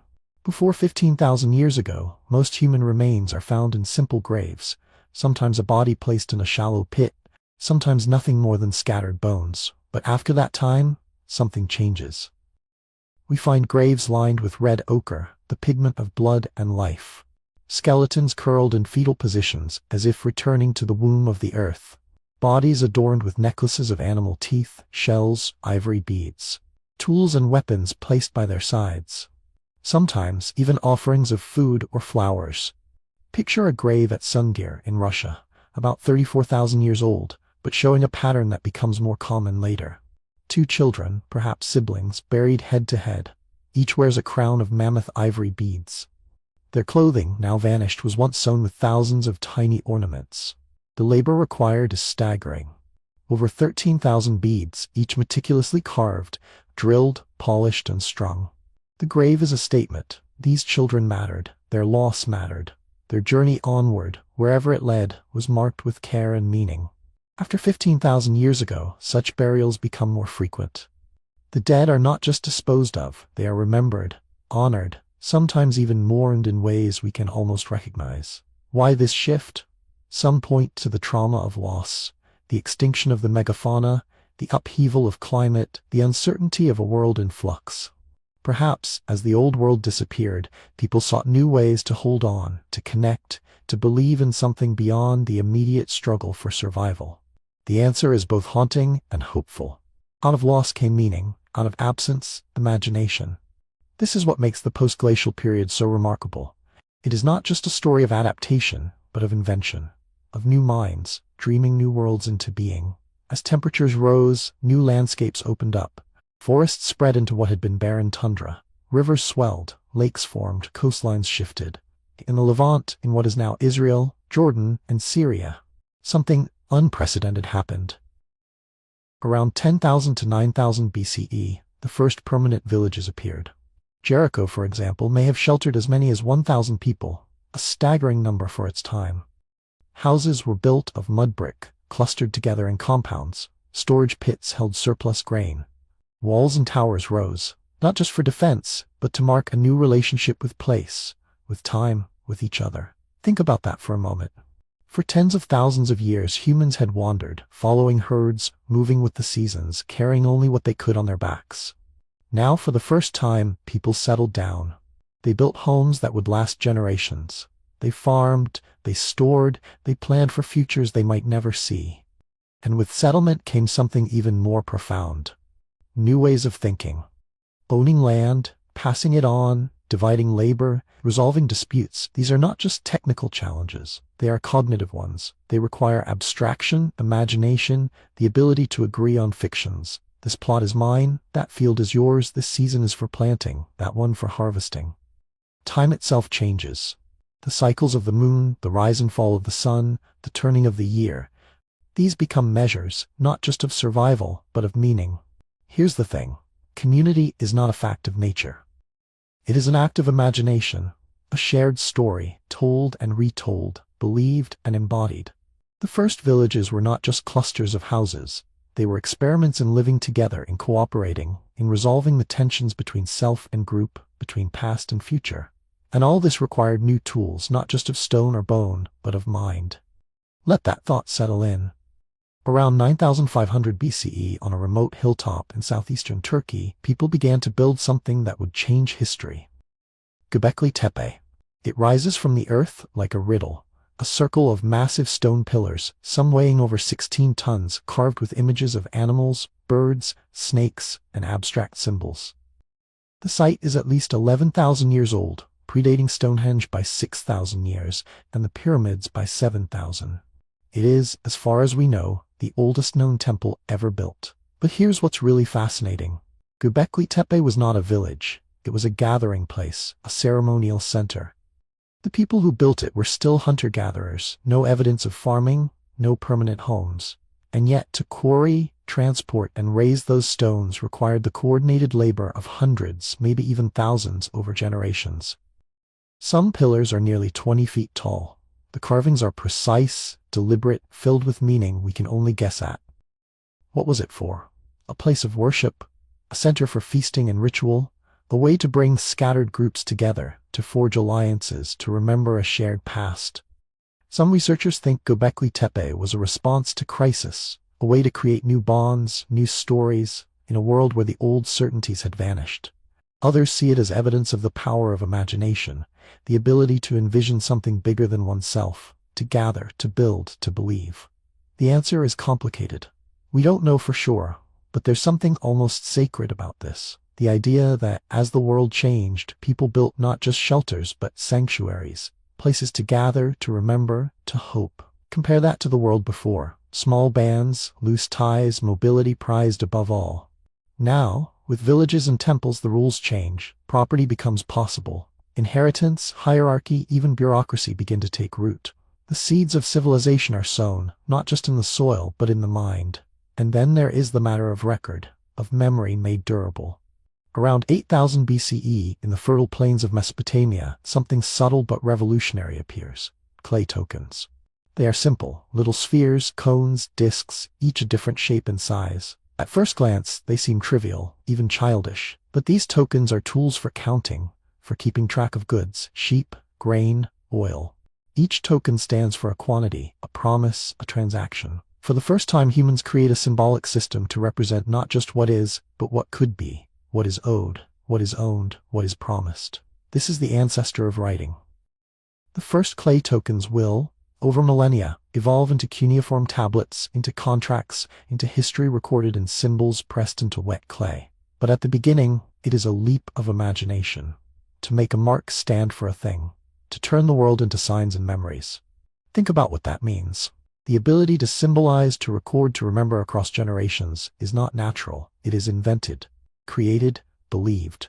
Let that thought settle in. Why now? Why here? Why did this great cognitive shift happen in the shadow of the Ice Age's end? Some researchers argue that trauma was the catalyst. The loss of the great animals, the drowning of old lands, the unpredictability of climate, these were not just ecological events. They were existential crises. In a world stripped of familiar certainties, people turned inward and outward, searching for meaning. They painted, they carved, they buried, they built. Out of grief came ritual. Out of absence, hope. Others see it differently. Maybe the explosion of symbolism was not a reaction to loss, but to abundance. The post-glacial world, with its forests and rivers, offered new resources, new opportunities, more food, more time, more energy to devote to art, ritual, and innovation. The debate continues because the evidence is ambiguous. There are patterns, but also exceptions. Some regions saw a flowering of symbolic culture, even as others remained unchanged. Some groups embraced new rituals, others clung to old ways. The honest answer is that we don't know. The human mind is not a simple machine, but a web of memory, longing, fear, and hope. But here's what we do know. The transformation was real. The world that emerged from the Ice Age was not just warmer, but weirder, more complex, more creative, more haunted by memory and meaning. What was lost? The wild abundance of the old world, the giants, the open plains, the freedom to wander. What was gained? The ability to imagine, to symbolize, to hope for something beyond the next hunt or the next storm. The rituals of burial, the paintings in caves, the stones of Göbekli Tepe, the tokens of Mesopotamia, all are echoes of a mind reshaped by crisis. A mind that could mourn, and in mourning could create. There's something almost sacred about this. The resilience of meaning in the face of loss. Picture for a moment the first farmers in the Levant, sowing seeds beneath the springtime sun. Around them the old world lingers in memory. The mammoths gone, the wild herds thinned, the land itself changed. But in their hands, new tools. In their minds, new stories. The earth is not just dirt, but mother, ancestor, giver of life.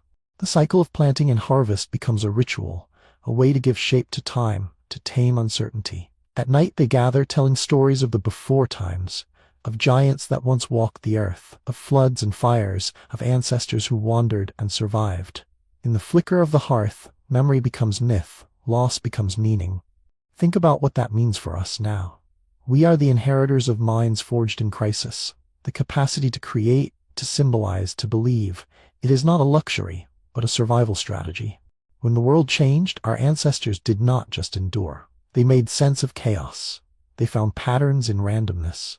They built temples out of stone and meaning out of absence. Let that thought settle in. The ancient caves are silent now. The people who painted the walls at Lascaux are gone, their voices lost to time. The children buried at Sungdir, the builders of Göbekli Tepe, the farmers of Jericho, all vanished, their worlds dissolved. But their works remain, their symbols, their rituals, their stories, passed down, transformed, remembered in fragments and echoes. We are shaped by their choices, their dreams, their fears. Every act of creation, every gesture of hope, is a thread in the tapestry they began weaving in the darkness at the end of the Ice Age. There's something almost sacred about this, the way meaning endures, even when the world does not. Think about that for a moment. Today, we live surrounded by symbols, words, numbers, images, rituals. We bury our dead with care. We tell stories to explain our origins, our losses, our hopes for the future. We gather in temples, in cities, in virtual spaces, searching for connection, for belonging, for meaning. The roots of all this stretch back to those first artists, those first mourners, those first builders and dreamers.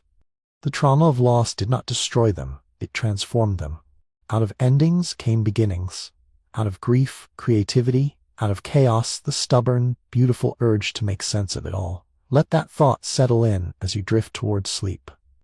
We are, all of us, the children of crisis and imagination. The world may change, may dissolve, may vanish and return in endless cycles, but the mind endures. The capacity to create, to symbolize, to hope, it is our inheritance, our gift, our response to a world forever on the edge of ending. Now, some might argue that these connections are too neat, too convenient. Let's address those doubts. Now, if you've been paying attention, you might be thinking, isn't this all a little too neat? Does climate really explain so much? Was it really the melting of glaciers and the softening of seasons that set everything in motion? Agriculture, cities, writing, civilization? Or are we, with all the wisdom of hindsight, weaving a pattern that isn't quite there? Here's the thing. The truth, as always, is more nuanced. The end of the Ice Age certainly shifted the world beneath our ancestors' feet, but the story of humanity's transformation isn't one of simple cause and effect. It's not a straight line from climate to culture. There are gaps, contradictions, exceptions that don't fit the tidy narrative. Let's start with the most basic challenge. Correlation is not causation. Just because two things happen at the same time, a warming climate and the rise of farming, doesn't mean one caused the other. There are places where the climate changed, but culture did not. And there are places where societies transformed, even when their environment stayed much the same. Picture this. Around 11,000 years ago, the world's great ice sheets are receding, rivers are shifting, coastlines redrawn. But in Japan, the Jomon people are doing something remarkable. For roughly 14,000 years, longer than any known civilization, these hunter-gatherers thrived in the same forests and along the same coasts, through all the upheaval of the Holocene's birth. They made some of the world's earliest pottery. They gathered chestnuts, fished the rivers, hunted deer and boar. Yet they never truly embraced agriculture, even when the land and climate could have supported it. Why? The answer is complicated. Maybe wild foods were so abundant that farming never seemed worth the effort. Maybe cultural traditions, stories, rituals, taboos kept them tied to the old ways. The evidence suggests a conscious choice, not a lack of ability. Think about what that means. Even when the world changed, people didn't always follow the same path. And the Jomon are just one example. Across the globe, there are societies that encountered the same climate shifts, the same new opportunities, and chose differently. In the American Southwest, for instance, farming appeared late, thousands of years after the end of the Ice Age, despite similar environmental changes. In parts of Australia, Aboriginal groups maintained mobile, foraging lifestyles for tens of thousands of years, adapting to shifting climates with ingenuity, not domestication. Human agency matters. People are not just leaves blown by the winds of climate. They make choices, sometimes bold, sometimes cautious, sometimes stubbornly traditional. The transition to agriculture, to settled life, to new technologies, was not a universal response to climate. It was a patchwork of experiments, failures, and occasionally rejection. Now, here's where it gets really interesting. The end of the Ice Age wasn't a single event, and it didn't happen the same way everywhere. Regional variation is profound. The Younger Dryas, a sudden return to glacial conditions around 12,900 years ago, plunged parts of the northern hemisphere back into cold for over 1,000 years. Some areas became drier, others wetter. In the Fertile Crescent, wild grains flourished in the wake of melting glaciers, making farming seem practical, even necessary. But in highland New Guinea or along the coasts of South America, the path was different. The timeline of change was staggered, uneven, unpredictable. Societies responded not just to climate, but to local landscapes, resources, and histories. This brings us to another haunting problem: the uncertainty of our evidence. Archaeologists and geologists use radiocarbon dating to anchor their timelines, but even the best methods come with error margins, often 50 to 100 years, sometimes much more. Imagine trying to reconstruct the story of a civilization when your dates might be off by a century or two, or, in deeper prehistory, by 1,000 years or more. The sequence of events blurs, causes and effects become hard to untangle, and it's not just the dates. The archaeological record is fragmentary, scattered, often erased by time. Organic materials, wood, leather, fiber, rarely survive. What we know is written mostly in the bones and the stones, in pottery shards, in pollen grains buried deep in ancient mud. Even now, new discoveries regularly overturn old assumptions. A single site, unearthed by chance, can rewrite centuries of scholarly consensus. The story is still being written. We may never know for certain, but the evidence suggests that many of our most cherished narratives are provisional, open to change, subject to debate. The agricultural revolution, for instance, was not a sudden leap but a process that unfolded over millennia, with false starts and reversals. In some regions, farming was adopted, then abandoned, then tried again. In others, it was rejected for good. Consider this: some megafauna, the great beasts of the Ice Age, survived dramatic climate swings, only to vanish when humans arrived. The woolly mammoth survived the end of the last glacial maximum, only to disappear from most of the world as human populations expanded. But the pattern is not universal. In some places, the arrival of people did not lead to extinctions. In others, animals vanished before humans ever set foot. The debate continues because the evidence is ambiguous. Was it a sudden warming that doomed the mammoth? Or the slow pressure of hunting, of landscape burning, of new predators with clever weapons? The honest answer is that we don't know. The pattern repeats. Climate matters, but so do people. And the mosaic is never complete. Here's something else to consider. The narratives we tell about prehistory are shaped as much by what we hope to find as by what we actually uncover. For decades, climate determinism, the idea that environment shapes everything, dominated.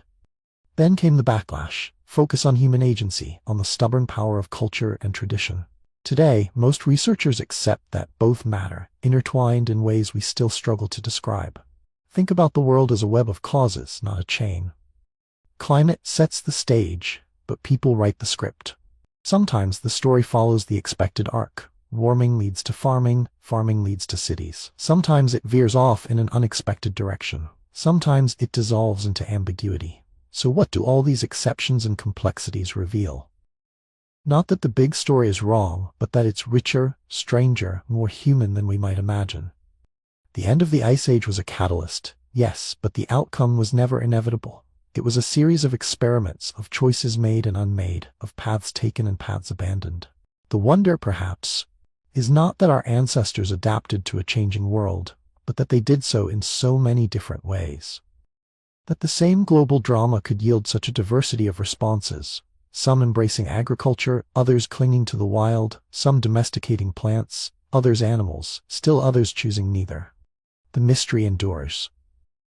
Our timelines may be blurred by margins of error, 50 or 100 years here, a millennium there. Our explanations may shift with each new dig, each new technique, but the drive to understand, to ask why, remains. Every new discovery is both an answer and an invitation to wonder. Intellectual humility is not a weakness. It's a form of respect for the past, for those who lived it, for the vast unknown that still surrounds us. So, as you drift towards sleep, let yourself rest in that uncertainty.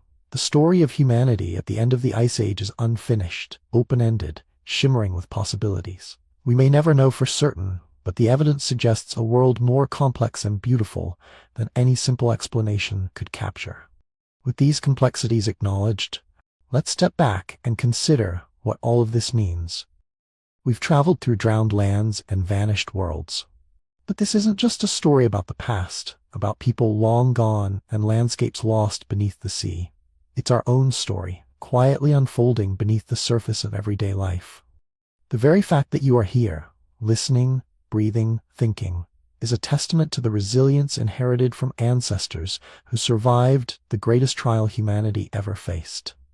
Think about that for a moment. Every person alive today descends from those who weathered the end of the Ice Age, from those who watched their world melt, their coastlines shift, their prey disappear, from those who lost everything familiar yet found ways to endure. We are all children of survivors, of those who adapted, improvised, mourned, and rebuilt. Here's the thing. The end of the last Ice Age was not just a slow thaw, not simply a warming. It was a cascade of upheaval. Sea levels rose by more than 400 feet, drowning entire continents of land. Doggerland in northern Europe, Beringia between Asia and the Americas, the Sunda Shelf in Southeast Asia. The world map itself was rewritten, coastlines redrawn, familiar places erased. Entire ecosystems vanished. In the space of just a few thousand years, the planet transformed on a scale that no human society before or since has witnessed so directly. But here's what's really fascinating. Out of that crucible of loss and uncertainty, something new was forged. The capacity for innovation didn't appear fully formed. It was hammered out, generation by generation, in the fires of necessity. The first needles, the first boats, the first careful burials in painted caves, the beginnings of storytelling, of ritual, of community. The drive to create meaning was not a luxury, but a tool for survival. It helped us share wisdom, bind groups together, remember what mattered, and adapt to what came next. Science tells us that the Holocene, the epoch we now inhabit, began around 11,700 years ago. That's a blink of an eye in geological time, but an era in which every human civilization has risen, flourished, and sometimes fallen. All of the world's writing systems, cities, religions, and empires, every story you've ever heard or read, unfolded within this unusually stable window. Before the Holocene, climate was erratic, swinging from glacial to mild, from drought to flood, in cycles that could last centuries or snap within a single lifetime. Compare that to the last 11,700 years. The temperature has remained astonishingly steady. Sea levels have barely budged. For the first time in human history, people could settle, plant crops, build permanent homes, and trust that the seasons would follow predictable rhythms. This stability is not the norm. It's a rare, precious gift, the exception, not the rule. Think about what that means. For hundreds of thousands of years, Homo sapiens wandered a world in flux, surviving ice and fire, adapting to landscapes that might shift beneath their feet. Only recently, in the grand sweep of time, did we find this brief calm. The Holocene is the eye of the storm, a pause in the chaos, a space for civilization to grow. But the story doesn't end there. Here's something sobering. Today, atmospheric carbon dioxide levels have surpassed 420 parts per million. That's higher than at any point in at least the last 800,000 years, 800 millennia of ice ages and interglacials, of advance and retreat. The stability that cradled the first farmers, the first cities, is slipping away. The planet is changing again, slowly perhaps, but inexorably. What does that mean for us, the descendants of survivors? Are we prepared for another world in motion? It's easy to feel uncertainty, even fear, in the face of such vast transformations. But here's what makes our story so remarkable. Resilience is in our bones.